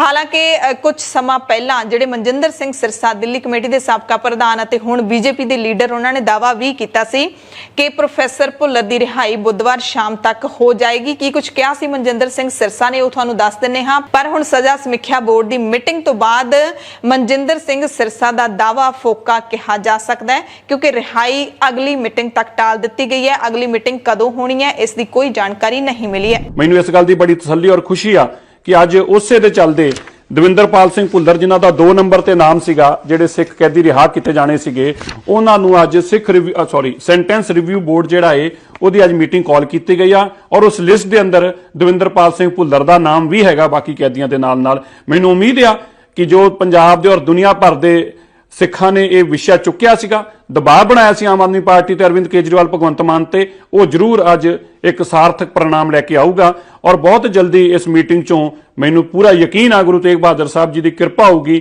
ਉਸ ਮਾਲਕ ਦੇ ਤਰਸ ਸਦਕੇ, ਗੁਰੂ ਤੇਗ ਬਹਾਦਰ ਸਾਹਿਬ ਜੀ ਦੀ ਰਹਿਮਤ ਸਦਕੇ ਅੱਜ ਦਵਿੰਦਰਪਾਲ ਸਿੰਘ ਭੁੱਲਰ ਦੀ ਰਿਹਾਈ ਦਾ ਆਰਡਰ ਜਿਹੜਾ ਹੈ ਇਹ ਸੈਂਟੈਂਸ ਰਿਵਿਊ ਬੋਰਡ ਜ਼ਰੂਰ ਪਾਸ ਕਰੂਗਾ। ਸੋ ਉਮੀਦ ਕਰ ਰਹੇ ਹਾਂ ਔਰ ਅਰਦਾਸ ਵੀ ਕਰਦੇ ਹਾਂ ਗੁਰੂ ਤੇਗ ਬਹਾਦਰ ਸਾਹਿਬ ਜੀ ਦੇ ਚਰਨਾਂ 'ਚ ਕਿ ਅੱਜ ਦਵਿੰਦਰਪਾਲ ਸਿੰਘ ਭੁੱਲਰ ਜ਼ਰੂਰ ਰਿਹਾ ਹੋਣ। ਜਿਹੜਾ ਇਹ ਬੋਰਡ ਹੈ ਸਜ਼ਾ ਸਮੀਖਿਆ ਬੋਰਡ, ਇਹਦੇ ਵਿੱਚ 7 ਮੈਂਬਰ ਨੇ। ਤਿਹਾੜ ਜੇਲ੍ਹ ਦੇ ਡਾਇਰੈਕਟਰ ਜਨਰਲ, ਗ੍ਰਹਿ ਤੇ ਕਾਨੂੰਨ ਵਿਭਾਗਾਂ ਦੇ ਸਕੱਤਰ, ਦਿੱਲੀ ਸਰਕਾਰ ਦੇ ਸਮਾਜ ਭਲਾਈ ਵਿਭਾਗ ਦੇ ਡਾਇਰੈਕਟਰ, ਇੱਕ ਜ਼ਿਲ੍ਹਾ ਜੱਜ ਤੇ ਦਿੱਲੀ ਪੁਲਿਸ ਦਾ ਇੱਕ ਸੀਨੀਅਰ ਅਧਿਕਾਰੀ ਵੀ ਸ਼ਾਮਿਲ ਹੈ। ਭੁੱਲਰ ਨੂੰ 1993 ਦੇ ਵਿੱਚ ਦਿੱਲੀ ਵਿੱਚ ਹੋਏ ਬੰਬ ਧਮਾਕਿਆਂ ਦੇ ਦੋਸ਼ ਦੇ ਵਿੱਚ ਗ੍ਰਿਫਤਾਰ ਕੀਤਾ ਗਿਆ ਸੀ। ਉਸ ਦਾ ਦੋਸ਼ੀ ਠਹਿਰਾਇਆ ਗਿਆ ਸੀ। ਜਿਹੜੇ ਧਮਾਕੇ ਦੇ ਵਿੱਚ 9 ਲੋਕਾਂ ਦਾ ਕਤਲ ਹੋ ਗਿਆ ਸੀ ਤੇ 31 ਜ਼ਖਮੀ ਹੋ ਗਏ ਸੀ। ਇਸ ਹਮਲੇ ਦੇ ਵਿੱਚ ਬਚਣ ਵਾਲਿਆਂ ਵਿੱਚ ਕਾਂਗਰਸ ਦਾ ਜਿਹੜਾ ਲੀਡਰ MS ਬਿੱਟਾ ਵੀ ਸ਼ਾਮਿਲ ਸੀ। ਭੁੱਲਰ ਨੂੰ 25 ਅਗਸਤ 2001 ਨੂੰ ਟਾਡਾ ਅਦਾਲਤ ਨੇ ਮੌਤ ਦੀ ਸਜ਼ਾ ਸੁਣਾਈ ਸੀ, ਜਿਹੜੇ ਕਿ ਜੇਲ੍ਹ ਦੇ ਵਿੱਚ ਬੰਦ ਨੇ। ਸੋ ਵੱਡੀ ਖਬਰ ਇਹੀ ਹੈ ਕਿ ਭੁੱਲਰ ਦੀ ਰਿਹਾਈ ਦਾ ਫੈਸਲਾ ਹਾਲ ਦੀ ਘੜੀ ਟਲ ਗਿਆ। ਅਗਲੀ ਵੱਡੀ ਖਬਰ ਇਹ ਹੈ ਕਿ ਹੁਸ਼ਿਆਰਪੁਰ ਪੁਲਿਸ ਨੇ 250 ਨੌਜਵਾਨਾਂ ਤੇ ਪਰਚੇ ਦਰਜ ਕੀਤੇ ਨੇ। ਇਹਨਾਂ ਦਾ ਦੋਸ਼ ਇਹ ਹੈ ਕਿ ਇੱਥੋਂ ਦੀਆਂ ਸਾਰੀਆਂ ਸਿੱਖ ਜਥੇਬੰਦੀਆਂ ਨੇ ਮਿਲ ਕੇ ਇਕੱਠੇ ਹੋ ਕੇ ਹੁਸ਼ਿਆਰਪੁਰ ਦੇ ਵਿੱਚ ਕੇਸਰੀ ਮਾਰਚ ਕੱਢਿਆ ਸੀ। ਦੀਪ ਸਿੱਧੂ ਦੀ ਮੌਤ ਹੋਈ ਹੈ, ਉਸ ਨੂੰ ਸਮਰਪਿਤ ਉਸ ਦੀ ਯਾਦ ਦੇ ਵਿੱਚ ਇਹ ਮਾਰਚ ਕੱਢਿਆ ਗਿਆ ਸੀ ਤੇ ਪ੍ਰਸ਼ਾਸਨ ਨੇ 250 ਦੇ ਕਰੀਬ ਨੌਜਵਾਨਾਂ ਤੇ ਦਫਾ 188 ਦੇ ਪਰਚੇ ਪਾ ਦਿੱਤੇ ਨੇ। ਇੱਥੋਂ ਦੇ ਜਿਹੜੇ ਸਿੱਖ ਜਥੇਬੰਦੀਆਂ ਦੇ ਨੁਮਾਇੰਦੇ ਨੇ, ਉਹਨਾਂ ਨੇ ਪ੍ਰੈਸ ਕਾਨਫਰੰਸ ਕਰਕੇ, ਮੀਟਿੰਗ ਤੋਂ ਬਾਅਦ ਪ੍ਰੈਸ ਕਾਨਫਰੰਸ ਕਰਕੇ ਇਹ ਜਾਣਕਾਰੀ ਦਿੱਤੀ ਹੈ। ਹੁਸ਼ਿਆਰਪੁਰ ਦੇ ਗੁਰਦੁਆਰਾ ਸਿੰਘ ਸਭਾ ਦੇ ਵਿੱਚ ਇਹਨਾਂ ਜਥੇਬੰਦੀਆਂ ਤੇ ਨੌਜਵਾਨ ਆਗੂਆਂ ਦੀ ਮੀਟਿੰਗ ਹੋਈ ਤੇ ਪ੍ਰਸ਼ਾਸਨ ਨੂੰ ਪਰਚੇ ਤੁਰੰਤ ਰੱਦ ਕਰਨ ਦੇ ਲਈ ਇਹਨਾਂ ਨੇ ਕਿਹਾ ਹੈ ਤੇ ਜੇ ਪ੍ਰਸ਼ਾਸਨ ਛੇਤੀ ਪਰਚੇ ਰੱਦ ਨਹੀਂ ਕਰਦਾ ਤਾਂ ਸੰਘਰਸ਼ ਨੂੰ ਹੋਰ ਤਿੱਖਾ ਕਰਨ ਦੀ ਚੇਤਾਵਨੀ ਦਿੱਤੀ ਗਈ ਹੈ ਅਤੇ ਇਹ ਵੀ ਚੇਤਾਵਨੀ ਹੈ ਕਿ ਫਿਰ ਜੋ ਹਾਲਾਤ ਬਣਨਗੇ ਉਹਦੇ ਲਈ ਜ਼ਿਲ੍ਹਾ ਪ੍ਰਸ਼ਾਸਨ ਜ਼ਿੰਮੇਦਾਰ ਹੋਵੇਗਾ। ਇਸ ਮੌਕੇ ਨੋਬਲਜੀਤ ਸਿੰਘ, ਸੁਖਮਨ ਸਿੰਘ, ਗੁਰਦੀਪ ਸਿੰਘ, ਕਰਨੈਲ ਸਿੰਘ, ਗੁਰਪ੍ਰੀਤ ਸਿੰਘ ਖੁੱਡਾ ਸਮੇਤ ਹੋਰ ਜਿਹੜੇ ਆਗੂ ਨੇ ਉਹ ਹਾਜ਼ਰ ਸਨ। BBMB ਯਾਨੀ ਕਿ ਭਾਖੜਾ ਬਿਆਸ ਮੈਨੇਜਮੈਂਟ ਬੋਰਡ ਦੇ ਵਿੱਚੋਂ ਪੰਜਾਬ ਦੀ ਪੱਕੀ ਪ੍ਰਤੀਨਿਧਤਾ ਖਤਮ ਕਰਨ ਦੇ ਖਿਲਾਫ ਹੁਣ ਪੰਜਾਬ ਦੇ ਵਿੱਚ ਲੋਕ ਜਾਗ ਰਹੇ ਨੇ। ਕਿਸਾਨ ਜਥੇਬੰਦੀਆਂ ਨੇ ਤਿੱਖੇ ਰੋਸ ਮੁਜ਼ਾਹਰਿਆਂ ਦਾ ਐਲਾਨ ਕੀਤਾ ਹੈ। ਹਾਲਾਂਕਿ ਕਿਸੇ ਸਿਆਸੀ ਧਿਰ ਦੇ ਵੱਲੋਂ ਅਜਿਹਾ ਕੋਈ ਐਲਾਨ ਨਹੀਂ ਕੀਤਾ ਗਿਆ। ਸੁਖਬੀਰ ਬਾਦਲ ਨੇ ਕਿਹਾ ਜ਼ਰੂਰ ਸੀ ਕਿ ਤਿੱਖਾ ਸੰਘਰਸ਼ ਵਿੱਢਣ ਤੋਂ ਬਿਨਾਂ ਹੁਣ ਹੋਰ ਕੋਈ ਚਾਰਾ ਨਹੀਂ ਰਹਿ ਜਾਂਦਾ ਤੇ ਹੁਣ ਜਮਹੂਰੀ ਕਿਸਾਨ ਸਭਾ ਤੇ ਬਾਰਡਰ ਏਰੀਆ ਸੰਘਰਸ਼ ਕਮੇਟੀ ਨੇ ਐਲਾਨ ਕੀਤਾ ਕਿ 6 ਮਾਰਚ ਨੂੰ ਪਿੰਡ ਜੌਂਸ ਦੇ ਵਿੱਚ ਵੱਡੀ ਕਨਵੈਨਸ਼ਨ ਕੀਤੀ ਜਾਵੇਗੀ ਤੇ 7 ਮਾਰਚ ਨੂੰ DC ਦਫ਼ਤਰ ਵਿੱਚ ਧਰਨਾ ਦੇ ਕੇ ਘਿਰਾਓ ਕੀਤਾ ਜਾਵੇਗਾ। ਇਸ ਤੋਂ ਪਹਿਲਾਂ ਉਗਰਾਹਾਂ ਜਥੇਬੰਦੀ ਵੀ ਅਜਿਹੇ ਐਲਾਨ ਕਰ ਚੁੱਕੀ ਹੈ। ਉਗਰਾਹਾਂ ਜਥੇਬੰਦੀ ਦੇ ਵੱਲੋਂ 7 ਮਾਰਚ ਨੂੰ ਅਤੇ ਪੰਜਾਬ ਕਿਸਾਨ ਯੂਨੀਅਨ ਦੇ ਵੱਲੋਂ 5 ਮਾਰਚ ਨੂੰ ਪੂਰੇ ਪੰਜਾਬ ਦੇ ਵਿੱਚ ਰੋਸ ਮੁਜ਼ਾਹਰੇ ਕੀਤੇ ਜਾਣਗੇ। ਆਮ ਆਦਮੀ ਪਾਰਟੀ ਦੇ ਵੱਡੇ ਲੀਡਰ ਹਰਪਾਲ ਚੀਮਾ ਨੇ ਵੀ ਐਲਾਨ ਕੀਤਾ ਸੀ ਇੱਕ ਦਿਨ ਪਹਿਲਾਂ ਕਿ 2 ਮਾਰਚ ਨੂੰ ਜ਼ਿਲ੍ਹਾ ਪੱਧਰ ਤੇ DC ਦਫ਼ਤਰਾਂ ਨੂੰ ਰਾਜਪਾਲ ਦੇ ਨਾਮ ਮੰਗ ਪੱਤਰ ਭੇਜੇ ਜਾਣਗੇ ਇਸ ਫੈਸਲੇ ਦੇ ਖਿਲਾਫ। ਇਸ ਦੇ ਨਾਲ ਹੀ ਟਰੈਕਟਰ ਟੂ ਟਵਿੱਟਰ ਜਿਹੜੀ ਨੌਜਵਾਨਾਂ ਦੀ ਇੱਕ ਸੋਸ਼ਲ ਮੀਡੀਆ ਕੈਂਪੇਨ ਹੈ ਗਰੁੱਪ ਹੈ ਉਸ ਦੇ ਵੱਲੋਂ ਵੀ ਲਗਾਤਾਰ ਵਿਰੋਧ ਕੀਤਾ ਜਾ ਰਿਹਾ ਹੈ। ਇਸ ਮਾਮਲੇ ਤੇ ਲੋਕਾਂ ਨੂੰ ਦਬਾਅ ਬਣਾਉਣ ਦੀ ਅਪੀਲ ਕੀਤੀ ਜਾ ਰਹੀ ਹੈ ਕਿ ਕੇਂਦਰ ਸਰਕਾਰ ਤੇ ਦਬਾਅ ਬਣਾਇਆ ਜਾਵੇ, ਸਿਆਸੀ ਲੀਡਰਾਂ ਨੂੰ ਜਗਾਇਆ ਜਾਵੇ ਤਾਂ ਕਿ ਇਸ ਫੈਸਲੇ ਨੂੰ ਵਾਪਸ ਕਰਵਾਇਆ ਜਾ ਸਕੇ। ਰੂਸ ਤੇ ਯੂਕਰੇਨ ਜੰਗ ਦੇ ਨਾਲ ਜੁੜੀਆਂ ਇੱਕ ਦੋ ਹੋਰ ਖਬਰਾਂ ਪੰਜਾਬ ਤੋਂ ਤੁਹਾਨੂੰ ਦੱਸ ਦਿੰਨੇ ਹਾਂ। ਪੰਜਾਬ ਦੇ ਵਿੱਚ ਜਿਹੜੇ ਯੂਕਰੇਨ 'ਚ ਫਸੇ ਵਿਦਿਆਰਥੀਆਂ ਦੇ ਮਾਪੇ ਉਹ ਡੂੰਘੀ ਚਿੰਤਾ ਦੇ ਵਿੱਚ ਨੇ ਤੇ ਇਸੇ ਸੰਬੰਧ ਦੇ ਵਿੱਚ ਜਿੱਥੇ ਮਾਪੇ ਬਾਕੀ ਲੋਕਾਂ ਦੇ ਨਾਲ ਮਿਲ ਕੇ ਰੋਸ ਮੁਜ਼ਾਹਰੇ ਕਰ ਰਹੇ ਨੇ, ਉੱਥੇ ਹੀ ਪਠਾਨਕੋਟ ਦੇ ਵਿੱਚ ਕਾਂਗਰਸ ਸੇਵਾ ਦਲ ਅਤੇ NSUI ਨੇ ਮ੍ਰਿਤਕ ਵਿਦਿਆਰਥੀ ਨੂੰ ਸ਼ਰਧਾਂਜਲੀ ਵੀ ਦਿੱਤੀ। ਕਰਨਾਟਕਾ ਦਾ ਵਿਦਿਆਰਥੀ ਜਿਹੜਾ ਉੱਥੇ ਮਾਰਿਆ ਗਿਆ ਹੈ ਅਤੇ ਮੋਦੀ ਸਰਕਾਰ ਨੂੰ ਘੇਰਦਿਆਂ ਹੋਇਆਂ ਪ੍ਰਧਾਨ ਮੰਤਰੀ ਦਾ ਪੁਤਲਾ ਵੀ ਫੂਕਿਆ ਤੇ ਦੋਸ਼ ਲਾਇਆ ਕਿ ਮੋਦੀ ਸਰਕਾਰ ਕੁਝ ਨਹੀਂ ਕਰ ਰਹੀ। ਕਾਂਗਰਸ ਸੇਵਾ ਦਲ ਦਾ ਪੂਰਾ ਪਰਿਵਾਰ, NSUI ਦਾ ਪੂਰਾ ਪਰਿਵਾਰ ਇਹਨਾਂ ਨੂੰ ਸ਼ਰਧਾਂਜਲੀ ਦੇਣ ਵਾਸਤੇ ਇੱਥੇ ਇਕੱਠੇ ਹੋਏ ਆ ਤੇ ਮੋਦੀ ਸਰਕਾਰ ਦੀ ਮਾਰੂ ਨੀਤੀਆਂ ਦੀ ਕੜੀ ਆਲੋਚਨਾ ਕਰਦੇ ਆ ਕਿ ਮੋਦੀ ਸਰਕਾਰ ਨੇ ਸਮੇਂ ਰਹਿੰਦੇ ਹੋਏ ਸਾਡੇ ਭਾਰਤੀ ਛਾਤਰਾਂ ਨੂੰ ਉੱਥੋਂ ਕੱਢਣ ਦੀ ਕੋਸ਼ਿਸ਼ ਨਹੀਂ ਕੀਤੀ। ਜੇ ਕੋਸ਼ਿਸ਼ ਕੀਤੀ ਤੇ ਇੰਨੀ ਕੁ ਲੇਟ ਸ਼ੁਰੂ ਕੀਤਾ ਇਹ ਪ੍ਰੋਸੈਸ ਕਿ ਅੱਜ ਤੱਕ 4-5 ਦਿਨ ਦੇ ਅੰਦਰ ਅੰਦਰ ਇਹਨਾਂ ਨੇ ਹਾਲੇ ਤੱਕ ਮੇਰੇ ਖਿਆਲ 2200 ਜਾਂ 2300 ਜਿਹੜਾ ਛਾਤਰ ਹੈਗਾ ਉਹ ਉੱਥੋਂ ਨਿਕਾਲ ਪਾਏ ਆ। ਉਹ ਸਾਡੇ ਜਿਹੜੇ ਭਾਰਤੀ ਛਾਤਰ ਉੱਥੇ ਫਸੇ ਦੇ ਆ ਉਹ ਪੂਰੇ ਦੇ ਪੂਰੇ ਕੋਈ ਵੀ ਸਹੂਲਤ ਉਹਨਾਂ ਨੂੰ ਨਹੀਂ ਮਿਲ ਰਹੀ। ਇਹ ਵੀ ਛਾਤਰ ਜਿਹੜਾ ਸੀਗਾ ਇਹ ਆਪਣੀ ਰੋਜ਼ਮਰਰਾ ਦੀ ਚੀਜ਼ਾਂ ਲੈਣ ਵਾਸਤੇ ਬਾਜ਼ਾਰ ਗਿਆ ਤੇ ਗੋਲੀਬਾਰੀ ਦਾ ਸ਼ਿਕਾਰ ਹੋ ਗਿਆ। ਅਸੀਂ ਮੋਦੀ ਪ੍ਰਸ਼ਾਸਨ ਅੱਗੇ, ਅਸੀਂ ਭਾਰਤ ਸਰਕਾਰ ਅੱਗੇ ਪੁਰਜ਼ੋਰ ਮੰਗ ਕਰਦੇ ਆ ਕਿ ਇਸ ਜਿਹੜੇ ਛਾਤਰਾਂ ਨੂੰ ਉੱਥੋਂ ਦੀ ਕੱਢਣਾ ਔਰ ਤੇਜ਼ੀ ਲਿਆਉਣ ਤਾਂ ਕਿ ਸਾਡਾ 20-25 ਹਜ਼ਾਰ ਜਿਹੜਾ ਛਾਤਰ ਉੱਥੇ ਫਸਿਆ ਉਹਨਾਂ ਨੂੰ ਜਲਦੀ ਤੋਂ ਜਲਦੀ ਉੱਥੋਂ ਕੱਢ ਕੇ ਤੇ ਆਪਣੀ ਭਾਰਤ ਮਾਤਾ ਦੇ ਸਬੂਤਾਂ ਨੂੰ ਵਾਪਸ ਲੈ ਕੇ। ਜੈ ਹਿੰਦ, ਜੈ ਭਾਰਤ। ਇਸੇ ਤਰ੍ਹਾਂ ਜ਼ਿਲ੍ਹਾ ਸੰਗਰੂਰ ਦੇ ਪਿੰਡ ਭੁਟਾਲ ਕਲਾਂ ਦਾ ਬਲਜਿੰਦਰ ਸਿੰਘ ਉਹ ਵੀ ਯੂਕਰੇਨ ਦੇ ਬਿੱਲਾ ਤਰਸਿੱਕਾ ਸ਼ਹਿਰ ਦੇ ਵਿੱਚ ਫਸਿਆ ਹੋਇਆ ਹੈ। ਪੂਰਾ ਪਰਿਵਾਰ ਪਰੇਸ਼ਾਨ ਹੈ ਅਤੇ ਪਰਿਵਾਰ ਨੇ ਸਰਕਾਰ ਨੂੰ ਅਪੀਲ ਕੀਤੀ ਹੈ ਕਿ ਉਹਨਾਂ ਦੇ ਬੱਚੇ ਨੂੰ ਇੱਧਰ ਛੇਤੀ ਵਾਪਸ ਲਿਆਂਦਾ ਜਾਵੇ। ਯੂਕਰੇਨ ਤੇ ਉੱਥੇ ਲੈਂਗੁਏਜ ਕੋਰਸ ਕਰਨ ਗਏ ਸੀਗੇ ਤੇ ਤੁਹਾਨੂੰ ਪਤਾ ਹੀ ਹੈ ਜਿਹੇ ਜਿਹੇ ਹਾਲਾਤ ਹੋ ਰਹੇ ਨੇ ਬਹੁਤ ਖਰਾਬ ਨੇ। ਉਹ ਬਿਲਾ ਤਿਰਸਕਾਵਾ 'ਚ ਰਹਿ ਰਹੇ ਆ ਜਿੱਥੋਂ ਕੀਵ ਤੋਂ 86 ਕਿਲੋਮੀਟਰ ਤੱਕ ਦੂਰ ਪੈਂਦਾ ਹੈ। ਫਿਲਹਾਲ ਉੱਥੇ ਕੋਈ ਹਮਲਾ ਇੱਦਾਂ ਦੀ ਨਹੀਂ ਗੱਲ ਹੈਗੀ, ਬਟ ਜੋ ਆਉਣ ਵਾਲੇ ਹਾਲਾਤ ਹੈ ਅਸੀਂ ਕੁਝ ਵੀ ਨਹੀਂ ਕਹਿ ਸਕਦੇ। ਅਸੀਂ ਆਪਣੀ ਗੌਰਮੈਂਟ ਤੋਂ ਰਿਕੁਐਸਟ ਕਰਦੇ ਹਾਂ ਕਿ ਜਿੰਨੇ ਵੀ ਸਾਡੇ ਪੰਜਾਬ ਦੇ ਉੱਥੇ ਨੌਜਵਾਨ ਹੈਗੇ ਆ ਉਹਨਾਂ ਨੂੰ ਪਲੀਜ਼ ਸੇਫ ਕੱਢਿਆ ਜਾਵੇ ਤਾਂ ਕਿ ਜੋ ਆਪਣੇ ਘਰ ਵਾਪਸ ਆ ਸਕਣ। ਸਿਹਤ ਵਿਭਾਗ ਦੇ ਮੁਲਾਜ਼ਮਾਂ ਦੇ ਸੰਘਰਸ਼ ਨਾਲ ਜੁੜੀ ਖਬਰ ਹੈ ਜਿਹੜੇ ਕਿ ਦਿਨ ਰਾਤ ਬਿਨਾਂ ਛੁੱਟੀ ਤੋਂ ਪਿਛਲੇ ਲਗਾਤਾਰ 3 ਮਹੀਨਿਆਂ ਤੋਂ ਡਿਊਟੀਆਂ ਦੇ ਰਹੇ ਨੇ। ਉਹਨਾਂ ਸਿਹਤ ਮੁਲਾਜ਼ਮਾਂ ਨੂੰ ਸਰਕਾਰ ਨੇ ਪੱਕਾ ਕਰਨ ਦਾ ਵਾਅਦਾ ਕੀਤਾ ਸੀ ਪਰ ਪੱਕਾ ਨਹੀਂ ਕੀਤਾ ਗਿਆ। ਇਸ ਸੰਬੰਧੀ ਵੱਖ-ਵੱਖ ਜਥੇਬੰਦੀਆਂ ਜਿਹੜੀਆਂ ਸਿਹਤ ਮੁਲਾਜ਼ਮਾਂ ਦੀਆਂ ਬਣੀਆਂ ਹੋਈਆਂ ਨੇ ਉਹਨਾਂ ਦੇ ਸੂਬਾ ਕਨਵੀਨਰ ਰਵਿੰਦਰ ਲੂਥਰਾ ਨੇ ਦੱਸਿਆ ਕਿ ਸਰਕਾਰ ਵੱਲੋਂ ਤਨਖਾਹਾਂ ਦਾ ਬਜਟ ਜੇਕਰ ਤੁਰੰਤ ਰਿਲੀਜ਼ ਨਾ ਕੀਤਾ ਗਿਆ ਤਾਂ 15 ਮਾਰਚ ਨੂੰ ਪੰਜਾਬ ਭਰ ਦੇ ਵਿੱਚ ਸਿਵਲ ਸਰਜਨ ਦਫ਼ਤਰਾਂ ਦੇ ਮੂਹਰੇ ਰੋਸ ਧਰਨੇ ਲਾਏ ਜਾਣਗੇ। ਇਹਨਾਂ ਨੂੰ ਪੱਕਾ ਵੀ ਨਹੀਂ ਕੀਤਾ ਜਾ ਰਿਹਾ, ਭੱਤਿਆਂ 'ਚ ਵੀ ਕਟੌਤੀ ਕੀਤੀ ਜਾ ਰਹੀ ਹੈ, ਤਨਖਾਹਾਂ ਰਿਲੀਜ਼ ਨਹੀਂ ਹੋ ਰਹੀਆਂ, ਇਸ ਕਰਕੇ ਇਹ ਰੋਸ ਮੁਜ਼ਾਹਰੇ ਕਰਨਗੇ। ਫਿਰੋਜ਼ਪੁਰ ਪੁਲਿਸ ਨੇ ਇੱਕ ਵਿਅਕਤੀ ਨੂੰ ਨਸ਼ੀਲੇ ਪਦਾਰਥਾਂ ਦੀ ਤਸਕਰੀ ਦੇ ਮਾਮਲੇ ਵਿੱਚ ਫਸਾਉਣ ਦੇ ਦੋਸ਼ ਵਿੱਚ 3 ਜਣਿਆਂ ਨੂੰ ਗ੍ਰਿਫਤਾਰ ਕੀਤਾ ਹੈ। ਇਸ ਮਾਮਲੇ ਵਿੱਚ ਇੱਕ ASI, ਉਸ ਦੀ ਪਤਨੀ ਤੇ ਉਸ ਦੀ ਧੀ ਸਮੇਤ 5 ਜਣਿਆਂ ਖਿਲਾਫ ਮਾਮਲਾ ਦਰਜ ਕੀਤਾ ਗਿਆ ਹੈ। ਕੇਸ ਦਰਜ ਕਰਨ ਤੋਂ ਬਾਅਦ 3 ਦੋਸ਼ੀਆਂ ਨੂੰ ਗ੍ਰਿਫਤਾਰ ਵੀ ਕੀਤਾ ਗਿਆ ਹੈ।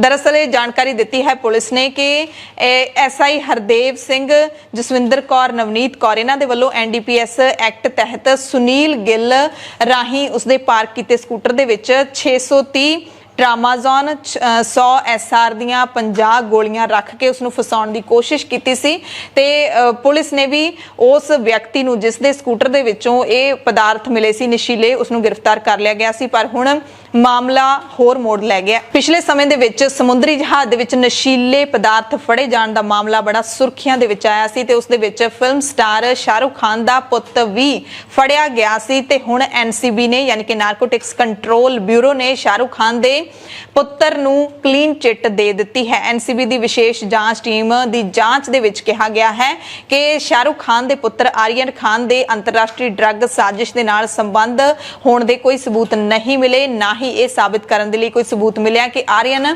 ਕੌਮਾਂਤਰੀ ਡਰੱਗ ਸਿੰਡੀਕੇਟ ਦਾ ਹਿੱਸਾ ਸੀ।